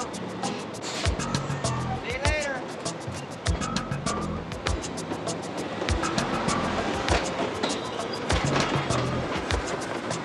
Is it possible for the lights to get a little brighter so I can see somebody out there? Yeah, for the last hour and 41 minutes, you've been whining about how the elite and how the government have been using thought control to keep radicals like yourself out of the public limelight. Now, you're here. I don't see any CIA men waiting to drag you off. You were in the paper. That's where everyone here heard you were coming from, in the paper, and I'm sure they're going to publish your comments in the paper. Now, a lot of countries, you would have been shot for what you have done today. So what are you whining about? We are allowing you to speak, and I don't see any thought control. First of all, I hadn't said one word about my being kept out of the limelight. The way it works here is quite different. Now, I don't think you heard what I was saying, but the way it works here is that there is a system of shaping, control, and so on, which gives a certain perception of the world. I gave one example. I'll give you sources where you can find thousands of others. And it has nothing to do with me. It has to do with marginalizing the public and ensuring that they don't get in the way of elites who are supposed to run things without interference. In a review of the Chomsky Reader, it was written that as he's been forced to the margins, he's become strident and rigid. Do you feel this categorization of your later writings is accurate and that you've been a victim of this sort of process you've been describing? Well, the business about being forced to other people will have to judge about the stridency. I don't believe it, but anyway, that's for other people to judge. However, the matter of being forced to the margins is a matter of fact, and the fact is the opposite of what is claimed. The fact is it's much easier to gain access to even the major media now than it was 20 years ago. You've dealt in such unpopular truths and have been such a lonely figure as a consequence of that. Do you ever regret either that you took the stand you took, have written the things you have written, or that we had listened to you earlier? I don't. I mean, there are particular things which I would do differently because you think about things, you do them differently. But in general, I would say I do not regret it. I mean, do you like being controversial? No, it's a nuisance. Because this mass medium pays little attention to the views of dissenters, not just Noam Chomsky, but most dissenters do not get much of a hearing in this medium. No, in fact, that's, again, completely understandable. They wouldn't be performing their societal function if they allowed favored truths to be challenged. Now, notice that that's not true when I cross the border anywhere, so that I have easy access to the media in just about every other country in the world. There's a number of reasons for that, and one reason is I'm primarily talking about the United States, and it's much less threatening. Your view there is that the militarization of the American economy essentially has come about because there are not other means of controlling the American population. In a democratic society. I mean, it may be paradoxical, but the freer the society is, the more it's necessary to resort to devices like induced fear.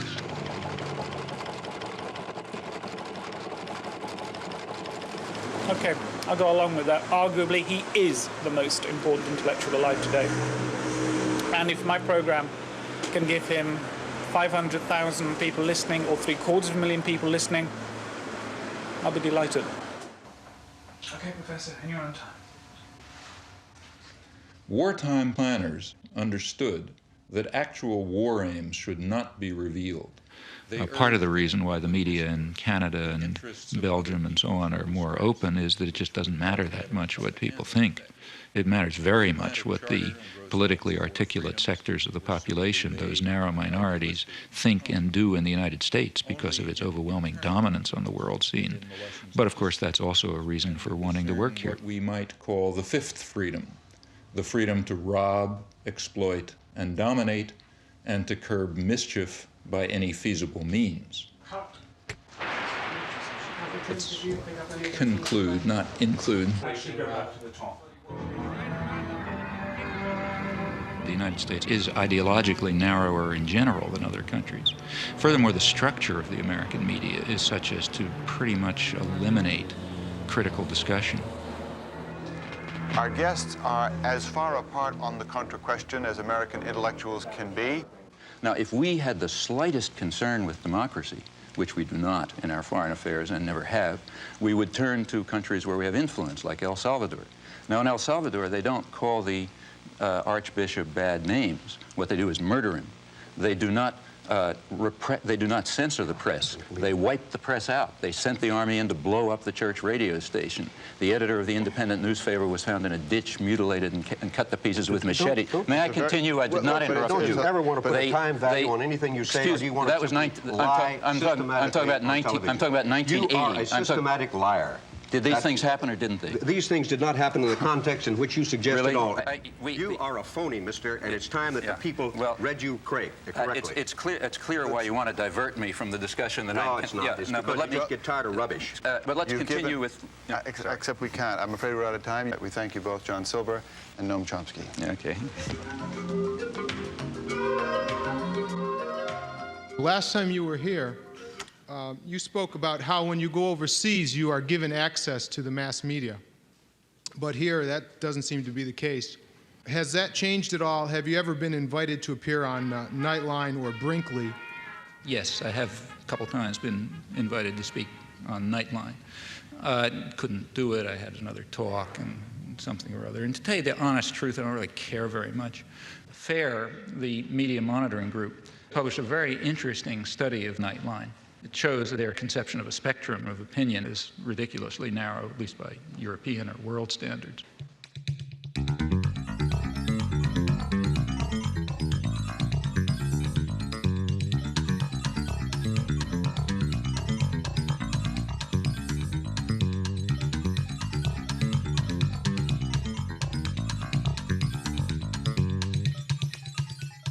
Let me tell you a personal experience. I happened to be in Madison, Wisconsin, on a listener-supported radio station, community radio station, a very good one. I was having an interview with the news director. I've been on that program dozens of times, usually by telephone, and he's very good. He gets to all sorts of people, and he started the interview by playing for me a tape of an interview that he had just had and had broadcast with the guy who's some mucky-muck in Nightline. I think his name is Jeff Greenfield or some such name. Does that name mean anything? I'm Jeff Greenfield for Nightline in New York. What about just in the selection of guests to analyze things? Why is Noam Chomsky never on Nightline? I couldn't begin to tell you. He's one of the leading intellectuals in the entire world. I have no idea. I mean, I can make some guesses. He may be one of the leading intellectuals who can't talk on television. You know, that's a standard that's very important to us. If you got a 22-minute show and a guy takes 5 minutes to warm up, now I don't know whether Chomsky does or not, he's out. One of the reasons why Nightline has the usual suspects is one of the things you have to do when you book a show is know that the person can make the point within the framework of television. And if people don't like that, they should understand it is about as sensible to book somebody who will take 8 minutes to give an answer as it is to book somebody who doesn't speak English. But in the normal given flow, that's another culture-bound thing. We got to have English-speaking people. We also need concision. So Greenfield, or whatever his name is, hit the nail on the head.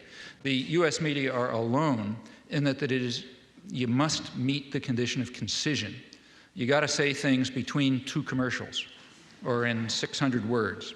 And that's a very important fact, because the beauty of concision, you know, saying a couple of sentences between two commercials, the beauty of that is that you can only repeat conventional thoughts.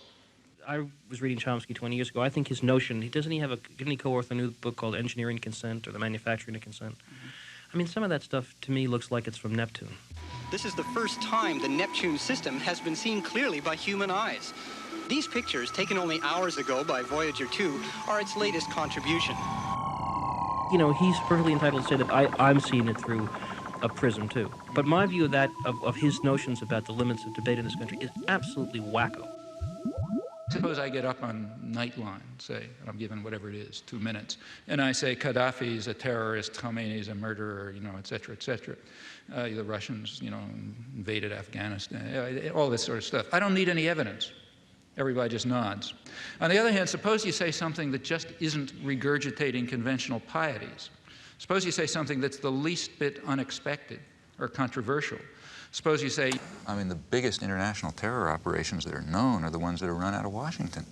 Or suppose you say, what happened in the 1980s is the U.S. government was driven underground. Suppose I say the United States is invading South Vietnam, as it was. The best political leaders are the ones who are lazy and corrupt. If the Nuremberg laws were applied, then every post-war American president would have been hanged. The Bible is probably the most genocidal book in our total canon. Education is a system of imposed ignorance. There's no more morality in world affairs fundamentally than there was in the time of Genghis Khan. They're just different, you know, they're just different factors to be concerned with. Now, Chomsky, thank you. Well, you know, people will quite reasonably expect to know what you mean. Why did you say that? I never heard that before. If you said that, you better have a reason, you know, you better have some evidence. In fact, you better have a lot of evidence, because that's a pretty startling comment. You can't give evidence if you're stuck with concision. You know, that's the genius of this structural constraint. And in my view, if people like, say, Nightline and McNeil Lehrer and so on were smarter, if they were better propagandists, they would let dissidents on, let them on more, in fact. The reason is that they would sound like they're from Neptune. Then comes our special conversation on the Middle East crisis. Tonight's is with the activist, writer, and professor Noam Chomsky. Again, there has been an offer on the table, which we rejected, an Iraqi offer last April, to eliminate their chemical and other unconventional arsenals if Israel were to simultaneously do the same.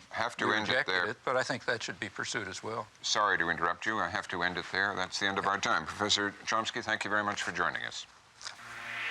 AT&T has supported the McNeil Lehrer NewsHour since 1983 because quality information and quality communications is our idea of a good connection. AT&T, the right choice. Oh, okay. If you just could you just sit there for half a second? It's just for a two-shot, that's all, and then we can do everything else. Okay. Yeah, what about the mic? Is that a problem or not? Mark, I think there's some stuff hanging around here. Right, the idea of this one is it's just a shot where I'm seen talking to you and you're seen listening to me. I'll ask you, though, if you don't speak to me or move your lips so that I can be seen to be asking you a question. The reason for the shot is simply this. I'm used to it. Okay, just don't talk to me and I'll keep going, that's the thing. The reason for the shot, I'll explain it through because I usually find that's the easiest way to do it. The reason for the shot is I need a shot where you're sitting and seen, listening to me while I'm asking you a question. We can use the shot to introduce you, explain who you are, where you fit into the piece I'm doing. But if you don't speak to me, I can also use... Got it? Okay, thanks for your time. Righto. If there is a narrower range of opinion in the United States, and it is harder to express a variety of different opinions, why do you live in the U.S.? I think well, first of all, it's my country, and secondly, it's in many ways, as I said before, it's the freest country in the world. I mean, I think there's more possibilities for change here than in any other country I know.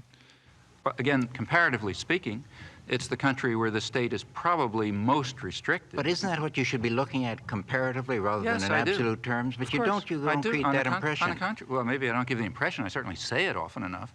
What I've said over and over again, and I've been saying it all tonight, I've written it 1,000,000 times, is that the United States is a very free society. It's also a very rich society. Of course, the United States is a scandal from the point of view of its wealth. I mean, given the natural advantages that the United States has in terms of resources and lack of enemies and so on, the United States should have a level of health and welfare and so on that's, an order of magnitude beyond anybody else in the world.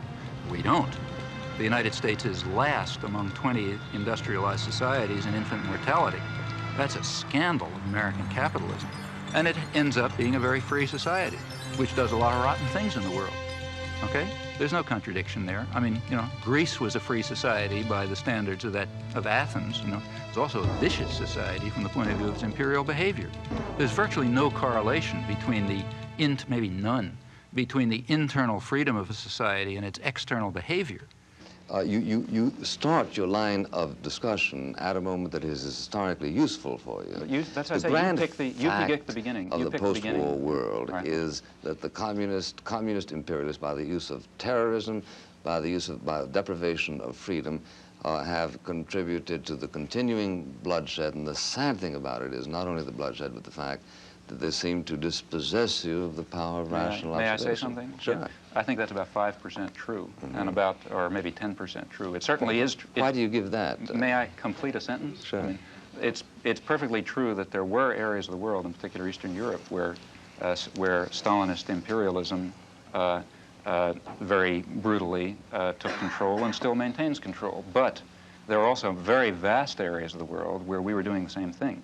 And there's quite an interplay in the Cold War. You see, what you just described is I believe, a mythology about the Cold War, which might have been tenable 10 years ago, but which is quite inconsistent with contemporary scholarship. Ask a Czech.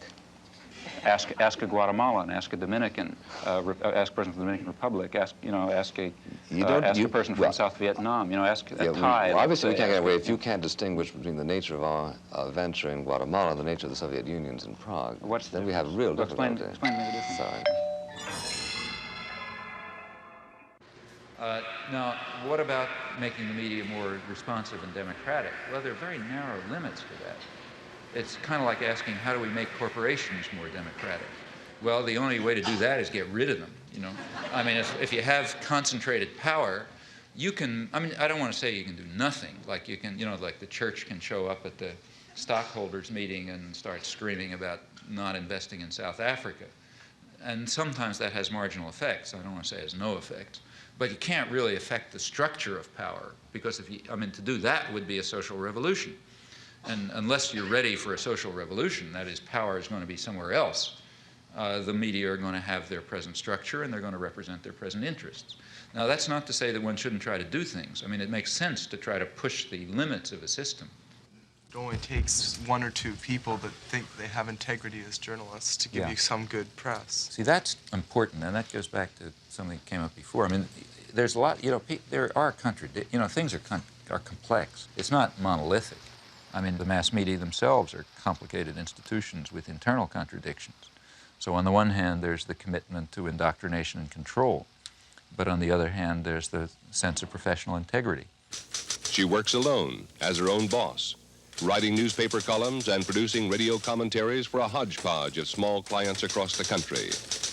This so-called leather-lung Texan has been firing questions at our chief executives for almost 40 years. And many a young man in this country is being disillusioned totally by his government these days. Well, this is a question which you very properly bring to the attention of the nation. It's not that we haven't been holding press conferences. I was just waiting for Sarah to come back. Well, Mr. President, that's very nice of you, and I appreciate it.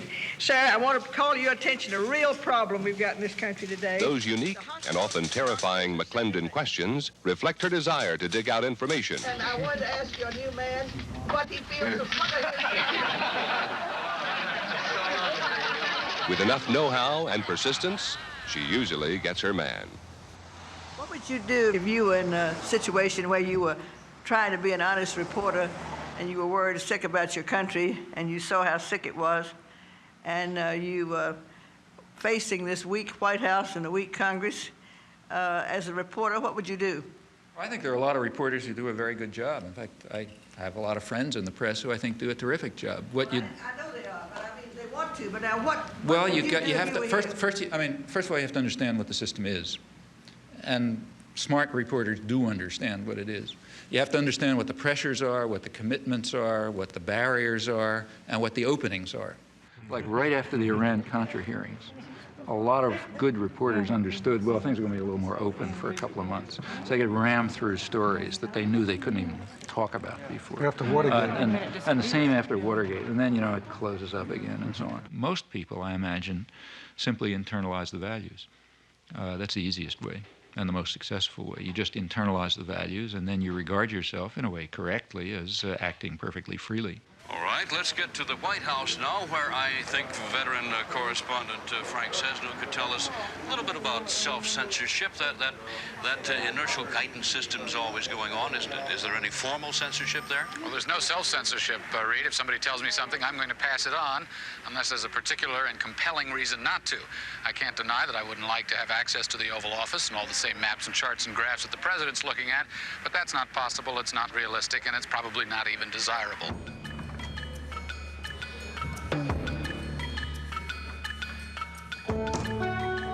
Hello. How are you? Fine. Go sit down there, please. Welcome to Holland. I'll introduce you first in a few lines. Professor Chomsky, Noam Chomsky, is nu 60 en is ongeveer de meest controversiële intellectueel van Amerika. Dat is ook alweer een platitude, maar zo wordt hij nu eenmaal altijd genoemd. Chomsky has been called the Einstein of modern linguistics. The New York Times has said he's arguably the most important intellectual alive today. But his presence here has sparked a protest. This book that has poisoned the world, and all liar in there. And as a Vietnamese people, we come here to learn the book. Vietnam! Vietnam! He said that in Vietnam there's no violation of human rights and no crime in Cambodia is wrong. Chomsky he's a professor. He's using that to poison the world. And we come here to protest that. I don't mind the denunciations, frankly. I mind the lies. Well, I mean, intellectuals are very good at lying. They're professionals at it. Vilification is a wonderful technique. There's no way of responding to it. If somebody calls you, an anti-Semite, what can you say? I'm not an anti-Semite. Or, somebody says you're a racist, you're a Nazi or something. You always lose. I mean, the person who throws in the mud always wins because there's no way of responding to such charges. Professor Chomsky seems to believe that the people he criticizes fall into one of two classes, liars or dupes. Consider what happens when I discuss the case of Robert Faurisson. Let me recall the facts. Let's not go into details, please, because the details happen to be important. Yes, but I have only one question on the Faurisson question. Do the facts matter or don't they matter? Of course they do. Well, let me tell you what the facts are then. Faurisson says that the massacre of the Jews in the Holocaust is a historic lie. No. No, this is an important one. It has a lot to do with the topic. Your views are extremely controversial, and perhaps one of the things that has been most controversial and you've been most strongly criticized for was your defense of a French intellectual who was suspended from his university post for contending that there were no Nazi death camps in World War II. My name is Robert Faurisson. I am 60. I am university professor in Lyon, France. Behind me, you may see the courthouse of Paris, the Palais de Justice. In this place, I was convicted many times at the beginning of the 80s. I was charged by 9 associations, mostly Jewish associations, for inciting hatred, racial hatred, for racial defamation, for damage by falsifying a story. Professor Chomsky and a number of other intellectuals signed a petition in which Faurisson is called a respected professor of literature who merely tried to make his findings public. Perhaps we can start with just the story of Robert Faurisson and your involvement. More than 500 people signed, maybe 600, mostly universitaires, scholars. And what happened to the other 499 of them? How come we only hear about Chomsky's signature? Well, I think it's because Chomsky is in himself a kind of political power. I signed a petition calling on the tribunal to defend his civil rights. At that point, the French press, which apparently has no conception of freedom of speech, concluded that since I had called for his civil rights, I was therefore defending his theses. Faurisson then published a book in which he tried to prove that the Nazi gas chambers never existed. What we deny is that there was an extermination program and an extermination actually, especially in gas chambers or gas vans. The book contains a preface written by Professor Chomsky in which he calls Faurisson a relatively apolitical sort of liberal. A communist is a man, a Jew is a man, a Nazi is a man, I am a man. Are you a Nazi? I am not a Nazi. How would you describe yourself politically? Nothing. Preface that you wrote, whether you attached it. That's not the preface that I wrote because I never wrote a preface. And you know that I never wrote a preface. Yeah, he's referring to a statement of mine on civil liberties, which was added to a book in which Faurisson, excuse me. Yes, I used... And the language you use has meaning. That's right. And the language I use... As a political liberal, or as someone whose views can be dignified by the word findings or conclusions, that is a judgment, and that is a favorable judgment of his views. On the contrary. Can I continue with the facts? Yes, you can continue with the facts for hours, but I mean, but there are few facts that, yeah, okay. Let's get to the so-called preface. I was then asked by the person who organized the petition to write a statement on freedom of speech, just banal comments about freedom of speech, pointing out the difference between defending a person's right to express his views and defending the views expressed. So I did that. I wrote a rather banal statement called Some Elementary Remarks on Freedom of Expression, and I told him, do what you like with it. So Pierre produced a book which all the arguments of Faurisson were to be put in front of the court. And we thought wise to use the text of Noam Chomsky as a kind of warning, a foreword, to say that it was a matter of freedom of expression, freedom of thought, freedom of research. Why did you try at the last moment to get it back from the book? That's the one thing I'm sorry about. But that's the real important thing. It's of not. course, You mean the fact that I tried to retract it? With that you said it was wrong of you No, I to do didn't. it. See, in fact, take a look at what I wrote a letter, which was then publicized, in which I said, look, things have reached the point where the French intellectual community simply is incapable of understanding the issues. At this point, it's just going to confuse matters even more if my comments on freedom of speech happen to be attached to this book, which I didn't know existed. So just to clarify things, you better separate them. Now, in retrospect, I think I probably shouldn't have done that. I should have just said, fine, then let it appear, because it ought to appear. But that's, apart from that, I regard this as not only trivial, but as compared with other positions I've taken on freedom of speech, invisible. I do not think that the state ought to have the right to determine historical truth and to punish people who deviate from it. I'm not willing to give the state that right, even if they happen to But are you denying that the gas chambers ever existed? But I'm saying if you believe in freedom of speech, you believe in freedom of speech for views you don't like. I mean, Goebbels was in favor of freedom of speech for views he liked, right? So was Stalin. If you're in favor of freedom of speech, that means you're in favor of freedom of speech precisely for views you despise. Otherwise, you're not in favor of freedom of speech. There's two positions you can have on freedom of speech. Now, you can decide which position you want. With regard to my defense of the utterly offensive, the people who express utterly offensive views, I haven't the slightest doubt that every commissar says, you're defending that person's views. No, I'm not. I'm defending his right to express them. The difference is crucial, and the difference has been understood outside of fascist circles since the 18th century. Is there anything like objectivity, or scientific objectivity, reality? As a scientist, look, I'm not saying I defend the views. Look, if somebody publishes a scientific article, which I disagree with, I do not say the state ought to put him in jail, right? All right, but you don't have to support him right away and say, you know, I support him just for the sake of everybody saying that, you know, whatever he wants to say. Suppose this guy is taken to court and charged with falsification. Then I'm going to defend him, even if I disagree. But he wasn't taken to court. Oh, you're wrong. But when did you write the support? I mean, when he was brought to court. And in fact, the only support that I gave him is to say he has a right of freedom of speech, period. There is no doubt in my mind that the example that I gave about this story is the Holocaust that did not exist is very, very typical. I'll give you another example about how much of the American press believes that Faurisson has anything to say, or any press?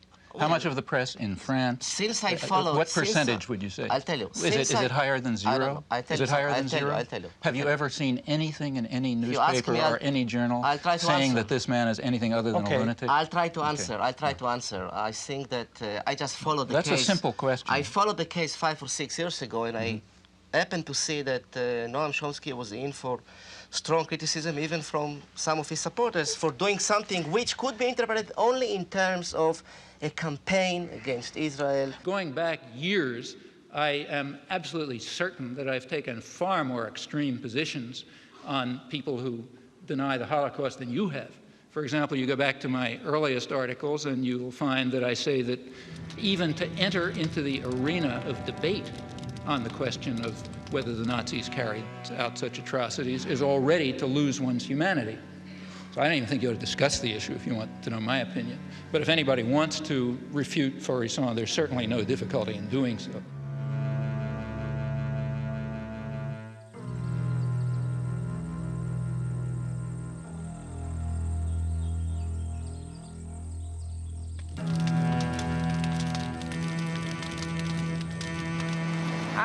I'm not interested in freedom of speech and all that.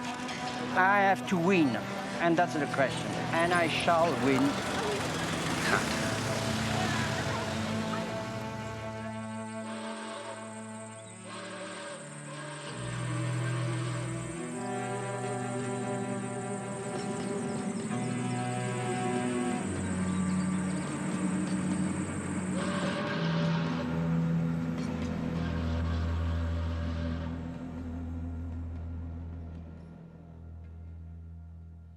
I'm just an ordinary mom who just thinks in terms of, I don't want to someday be holding my grandchildren and watching something horrible happen and feel like I didn't do anything. And I mean, it's obvious what you're doing, And my question is, on a practical level, where do you see the most practical place to put your energy? I mean, tonight I feel in overwhelm, like I feel like it's too big, it's too much to even make a dent in. The way things change is because lots of people are working all the time. And, you know, they're working in their communities, in their workplace, or wherever they happen to be, and they're building up the basis for popular movements which are going to make changes. That's the way everything has ever happened in history, you know, whether it was the end of slavery or whether it was the democratic revolutions or anything you want, you name it, that's the way it worked. You get a very false picture of this from the history books. In the history books, there's a couple of leaders, you know, George Washington or Martin Luther King or whatever. And I don't want to say that those people are unimportant, like Martin Luther King was certainly important, but he was not the civil rights movement. Martin Luther King can appear in the history books because lots of people whose names you will never know and whose names are all forgotten and who may have been killed and so on were working down in the South. When you have active activists and people concerned and people devoting themselves and dedicating themselves to social change or issues or whatever, then people like me can appear, and we can appear to be prominent, but that's only because somebody else is doing the work. My work, whether it's giving hundreds of talks a year or spending 20 hours a week writing letters or writing books, is not directed to intellectuals and politicians. It's directed to what are called ordinary people. Yeah. And what I expect from them is, in fact, exactly what they are, that they should try to understand the world and act in accordance with their decent impulses, and that they should try to improve the world. And many people are willing to do that, but they have to understand. And in fact, as far as I can see, in these things, I feel that I'm simply helping people develop courses of intellectual self-defense. What did you mean by that? What would such a course be? I don't mean go to school, because they're not going to get it there. It means you have to develop an independent mind and work on it. Now, that's extremely hard to do alone. You know, the beauty of our system is it isolates everybody. Each person is sitting alone in front of the tube. You know, it's very hard to have ideas or thoughts under those circumstances. You can't fight the world alone. Some people can, but it's pretty rare. The way to do it is through organization. So courses of intellectual self-defense will have to be in the context of political and other organization. And it makes sense, I think, to look at what the institutions are trying to do and to take that almost as a key. What they're trying to do is what we're trying to combat. If they're trying to keep people isolated and separate and you know, and so on, well, we're trying to do the opposite. We're trying to bring them together. So in your local community, you want to have sources of alternative action. People with parallel concerns, maybe differently focused, but at the core, sort of similar values and a similar interest in helping people learn how to defend themselves against external power and taking control of their lives and, you know, reaching out your hand to people who need it. That's a common array of concerns. You can learn about your own values and you can figure out how to defend yourself and so on in conjunction with others. Are there one or two publications that I, as an average person, a biologist, can read to bypass this filter of our press? Now, if you ask what media can I turn to get the right answers, first of all, I wouldn't tell you that because I don't think there's an answer. The right answers are what you decide are the right answers. Maybe everything I'm telling you is wrong, okay? Could perfectly well be, I'm not God, but that's nothing for you to figure out. I mean, I could tell you what I think happens to be more or less right, but there isn't any reason why you should pay any attention to it. What impact do you feel alternative media is currently having or could potentially have? I'm actually a little more interested in its potential. And just to define my terms, by alternative media, I'm referring to media that are or could be citizen-controlled as opposed to state or corporate control. You know, that's what's kept people together. To the extent that people are able to do something constructive, it's because they have some way of interacting. I mean, I've always felt it would be a very positive thing, and it should be pushed as far as it can go. I think it's going to have a very hard time. There's just such a concentration of resources and power that alternative media, while extremely important, are going to have quite a battle. It's true there are things which are small successes, but it's because people have just been willing to put in incredible effort. Like, say, take Z Magazine. I mean, that's a national magazine which literally has a staff of 2 and no resources. Tell us a little about Z Magazine, what it is and what makes it different. Go ahead. Go ahead. Thank you. We just wanted to do a magazine that would address all the sides of political life: economics, race, gender, authority, political relations. And we wanted to do it in a way that would incorporate an attention to how to not only understand what's going on, but how to make things better, what to aim toward, and to provide at the same time humor, culture, a kind of a magazine that people could relate to and could get a lot out of and could participate in. And what we wanted to do, which we didn't think was provided by the existing magazines, was to give it a real activist slant so that it could be very useful to the variety of movements in the country. And we just felt there wasn't a magazine that reflected that inspired people and that gave people sort of a strategy and perhaps even a vision of how things could be better.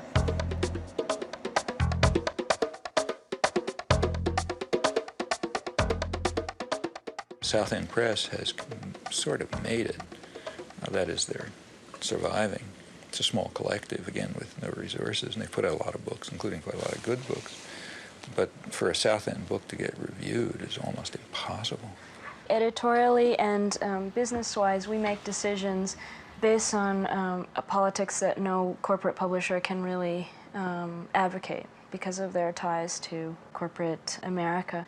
We can solicit manuscripts based on what we feel is the relevance for the movement, and we can make our business decisions based on whether we feel people can afford our books, whether we feel that a book might not make that much money, but it needs to be out there, and maybe there's 1,000 people who would buy it. And those are criteria that we feel are very precious in this day of corporate mergers. Well, and likewise, our structure about sharing work and continuing our training process as long as we're at the press. There are losses there in terms of productivity, but in terms of empowerment, all of us are then able to say, my perspective is different from yours, then all of our intelligence gets used in making those decisions, and not just whoever happens to have done it the longest, whoever happens to have graduated from the best schools in order to be the best editor, making all the decisions and only using his or her intelligence. Listener-supported radio in the United States has undergone a remarkable growth in the last decade. It's perhaps the fastest growing alternative media. There are many reasons for this. First and foremost is that it's enormously economical, and it reaches communities that have not been served by community radio before.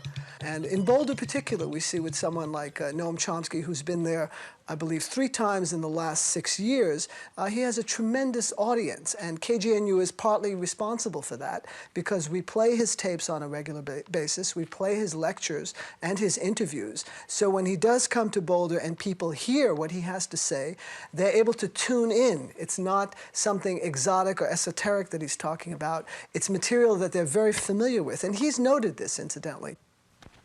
I mean, if there's a listener-supported radio station, that means that people can get daily, every day, a different way of looking at the world, not just what the corporate media want you to see, but a different picture, a different understanding. Not only can you hear it, but you can participate in it. You can add your own thoughts, and you can learn something, and so on. Well, that's the way people become human, That's the way you become human participants in a social and political system. Hello, I'm Ed Robinson, and this is Non-Corporate News. What is non-corporate news, and why is it necessary? I didn't want to just show another film at a library or something. I wanted to make my own statement. I thought it'd be more fun to do, and perhaps I could get other people involved in a project besides showing a film. We could make a film or a video. The local cable station's hooked up to 3 communities: Lynn, Swampscott, and Salem. So that's 30,000 people, or 30,000 homes, I'm not sure, but I'm sure a lot of people will see it, and it'll be the kind of people who don't go out to see a film. It'll go right into their houses, so if they're flipping through the channels, they might be able to get a completely new idea of the world.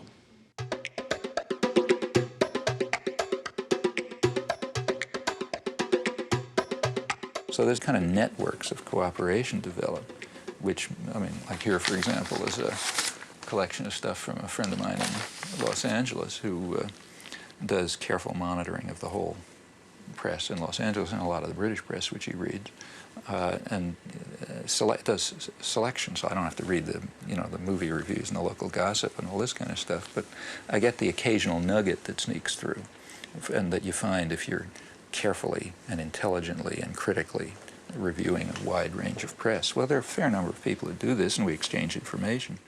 We wrote this a 2-volume work in which we saw one another for a couple of weeks when we were getting started, but then we wrote 2 volumes essentially without seeing one another, just by phone, by mail, and exchanging manuscripts. But this takes a lot of communication by mail. My Chomsky file is a couple of feet thick. The end result is that you do have access to resources in a way which I doubt that any national intelligence agency can duplicate, let alone scholarship. So there are ways of compensating for the absence of resources. People can do things. Like, for example, I found out about the arms flow to Iran by reading transcripts of the BBC. And by reading an interview somewhere with an Israeli ambassador in one city and reading something else in the Israeli press. Now, okay, the information is there, but it's there to a fanatic, you know, somebody who wants to spend a substantial part of their time and energy exploring it and comparing today's lies with yesterday's leaks and so on. That's a research job. And it's, you know, it just simply doesn't make any sense to ask the general population to dedicate themselves to this task on every issue. I'm not given the false modesty. There are things that I can do, and I know that I can do them reasonably well, including analysis and, study, research. I mean, I know how to do that sort of thing, and I think I have a reasonable understanding of the way the world works as much as anyone can. And that turns out to be a very useful resource for people who are doing active organizing,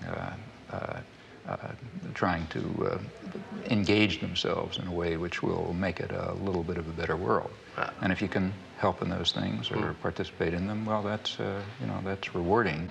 I wonder if you can envision a time when people like myself, again, the naive people of this world, can again take pride in the United States. And is that even a healthy wish now? Because it may be this hunger for pride in our country that makes us more easily manipulated by the powers that you talk about. I think you first of all have to ask what you mean by your country. Now, if you mean by the country, the government, I don't think you can be proud of it, and I don't think you could ever be proud of it. Or could you be proud of any government? It's not our government, you know. And you shouldn't be. States are violent institutions. The government of any country, including ours, represents some sort of domestic power structure, and it's usually violent. States are violent to the extent that they're powerful. That's roughly accurate. You look at American history, it's nothing to write home about. You know, why are we here? We're here because, say, some 10 million Native Americans were wiped out. That's not very pretty. Until the 1960s, it was still cowboys and Indians. In the 1970s, for the first time, really, it became possible even for scholarship to try to deal with the facts as they were. For example, to deal with the fact that the Native American population was far higher than had been claimed, millions higher, maybe as many as 10 million higher than had been claimed, and that they had an advanced civilization, and that there was something akin to genocide that took place. Now, we went through 200 years of our history without facing that fact. One of the effects of the 1960s is it's possible to at least begin to come to think about the facts. Well, that's an advance. Do you think that this activism 20 years ago has made a difference in how our society operates now? It has not changed the institutions and the way they function, but it has led to very significant cultural changes. Remember, these movements of the 60s expanded in the 70s and expanded further in the 80s, and they reached into other parts of the society and different issues. A lot of things that seemed outrageous in the 60s are taken for granted today. So, for example, take the feminist movement, for example, which barely began to exist in the 60s. Now it's part of general consciousness and awareness. The ecological movements began in the 70s.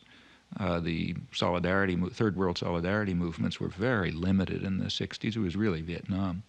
And in the 60s also it was a student movement, as you say. Now it's not. Now it's mainstream America. If there is more dissidence now than you can remember, why do you go on to write that the people feel isolated? Because I think much of the general population recognizes that the organized institutions do not reflect their concerns and interests and needs. They do not feel that they participate meaningfully in the political system. They do not feel that the media are telling them the truth or even reflect their concerns. They go outside of the organized institutions to act. We see more and more of our elected leaders and know less and less of what they're doing. Yeah. This medium does that. Very striking. In fact, the presidential elections have been almost removed from the point where the public even takes them seriously as involving a matter of choice. So what do you think about what goes on in the White House? It's kept too private, I think. Yeah, they should come out. I know. People. Yeah. Who should talk to the people? George Bush. Well, it means that the political system increasingly functions without public input.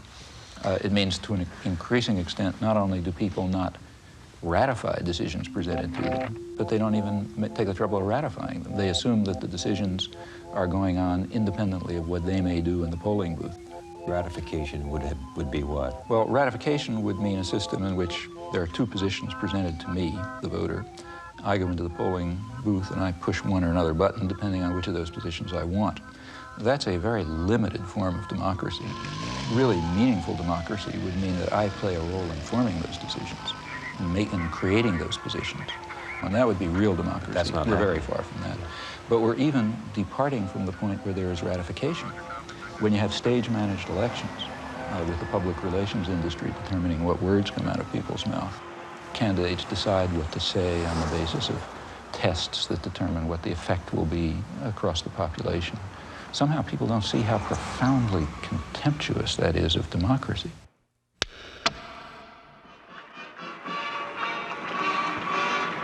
The solemn moment is near, but first, the swearing in of Van Quayle.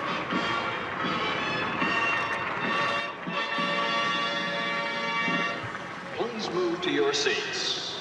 For the first time in this century, for the first time in perhaps all history, man does not have to invent a system by which to live.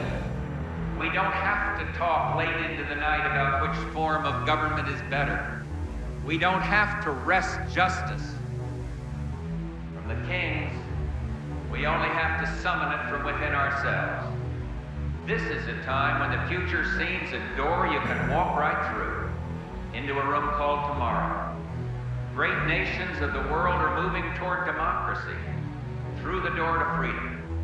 The people of the world agitate for free expression and free thought through the door to the moral and intellectual satisfactions that only liberty allows.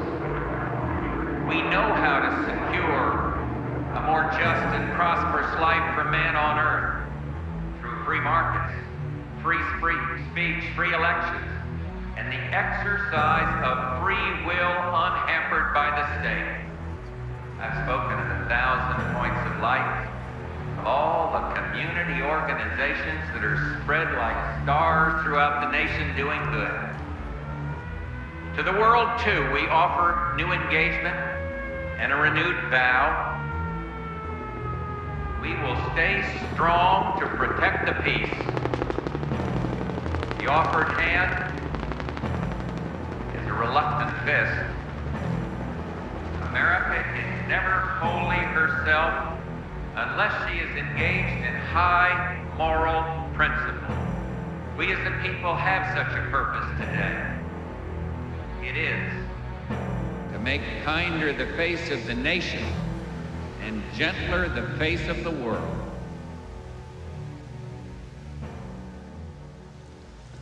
Referring back to your earlier comment about escaping from or doing away with capitalism, I was wondering what scheme, workable scheme, you would put in its place? Me? Or well, what I would, yeah. what well, would you know, you suggest to others who might be in a position to set it up and get it going? Well, I mean, I think that what used to be called centuries ago wage slavery is intolerable. I mean, I don't think people ought to be forced to rent themselves in order to survive. I think that the economic institutions ought to be run democratically by their participants, by the communities in which they exist, and so on. And I think basically through various kinds of free association. Historically, have there been any sustained examples on any substantial scale of societies which approximated to the anarchist ideal? There are small societies, small in number, that have, I think, done so quite well, and there are a few examples of large-scale libertarian revolutions which were largely anarchist in their structure. As to the first, small societies extending over a long period, I myself think the most dramatic example is perhaps the Israeli kibbutzim, which for a long period, may or may not be true today, really were constructed on anarchist principles, that is, of direct worker control, integration of agriculture, industry, service, personal life on an egalitarian basis with direct and, in fact, quite active participation in self-management, and were, I should think, extraordinarily successful. A good example of a really large-scale anarchist revolution, or largely anarchist revolution, in fact, the best example, to my knowledge, is the Spanish Revolution in 1936. And in fact, you can't tell what would have happened. That anarchist revolution was simply destroyed by force, but during the period in which it was alive, I think it was inspiring testimony to the ability of poor working people to organize, manage their affairs extremely successfully without coercion and control. How far does the success of libertarian socialism or anarchism as a way of life really depend on a fundamental change in the nature of man, both in his motivation, his altruism, and also in his knowledge and sophistication? I think it not only depends on it, but in fact, the whole purpose of libertarian socialism is that it will contribute to it. It will contribute to a spiritual transformation, precisely that kind of great transformation in the way humans conceive of themselves and their ability to act, to decide, to create, to produce, to inquire, precisely that spiritual transformation that social thinkers from the left Marxist tradition, from Luxemburg, say, on over through anarcho-syndicalists have always emphasized. So on the one hand, it requires that spiritual transformation. On the other hand, its purpose is to create institutions which will contribute to that transformation.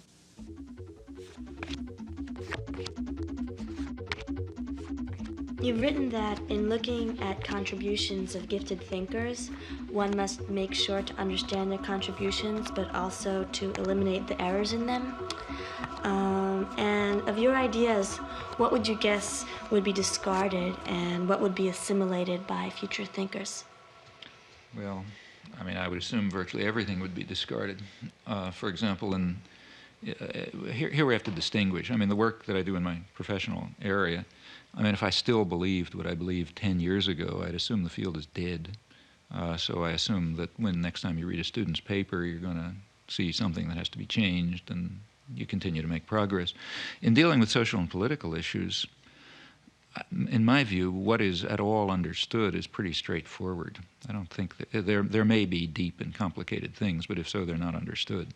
The basic ways, to the extent that we understand society at all, it's pretty straightforward. And I don't think that those simple understandings are likely to undergo much change. The point is that you have to work. And that's why the propaganda system is so successful. Very few people are going to have the time or the energy or the commitment to carry out the constant battle that's required to get outside of, McNeil Lehrer or Dan Rather or somebody like that.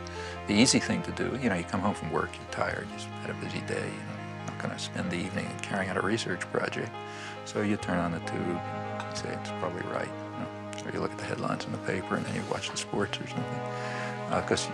And that's basically the way the system of indoctrination works. Sure, the other stuff is there, but you're going to have to work to find it. Modern industrial civilization has developed within a certain system of convenient myths. The driving force of modern industrial civilization has been individual material gain, which is accepted as legitimate, even praiseworthy, on the grounds that private vices yield public benefits in the classic formulation. Now, it's long been understood very well that a society that is based on this principle will destroy itself in time. It can only persist with whatever suffering and injustice it entails, as long as it's possible to pretend that the destructive forces that humans create are limited, that the world is an infinite resource, and that the world is an infinite garbage can.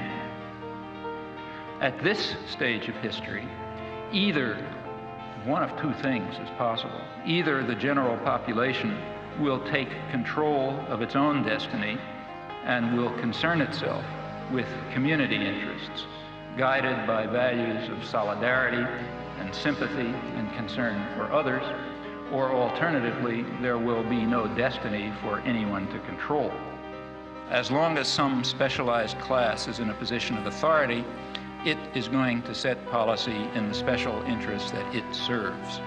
But the conditions of survival, let alone justice, require rational social planning in the interests of the community as a whole, and by now that means the global community.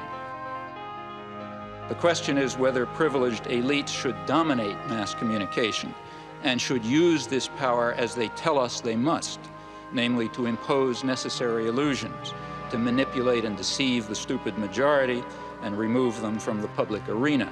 The question in brief is whether democracy and freedom are values to be preserved or threats to be avoided.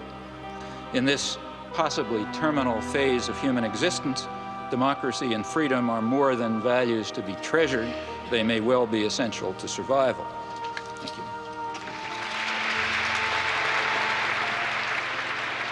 you. He's up there thinking for himself, and he's deciphering this tremendously overweighted body of information, which he puts into an order and gives you the feeling that you can do the same thing, that the whole thing is decipherable. And he also gives you the sense that there is a source, there's a center to a dissenting population, although we feel that there's no center. And I think that is what reactivated in me a desire to get reacquainted with the political scene after 30 years of alienation from it. You do hundreds of interviews and lectures, and you're dealing with massacres in East Timor and invasions of Panama, etc. Pretty horrific stuff, death squads. What keeps you going? I mean, don't you get burned out on this material? Well, you know, it's mainly a matter of whether you can look yourself in the mirror, I think. Oh, gotta go. Get these people in town. Okay. Maybe you can say all aboard for us. Okay. All aboard! Bye-bye. Bye-bye.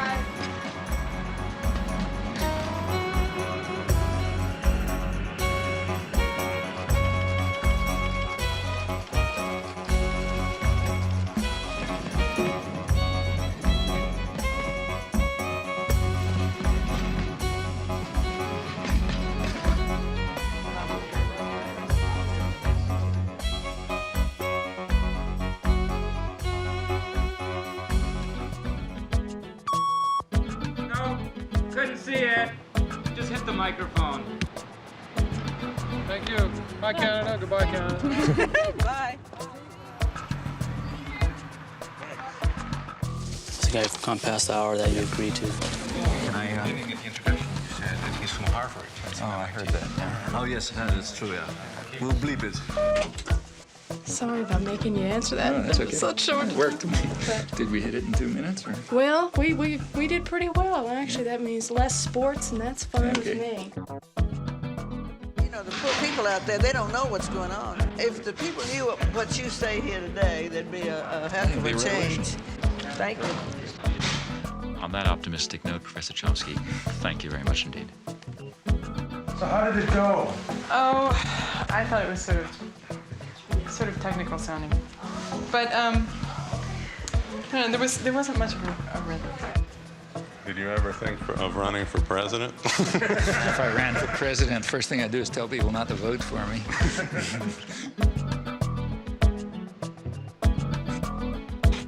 This guy's got to go home. He really does. Yeah. And people still believe that the Celtics, Boston, are the world champions. Couldn't you let him go? Thanks.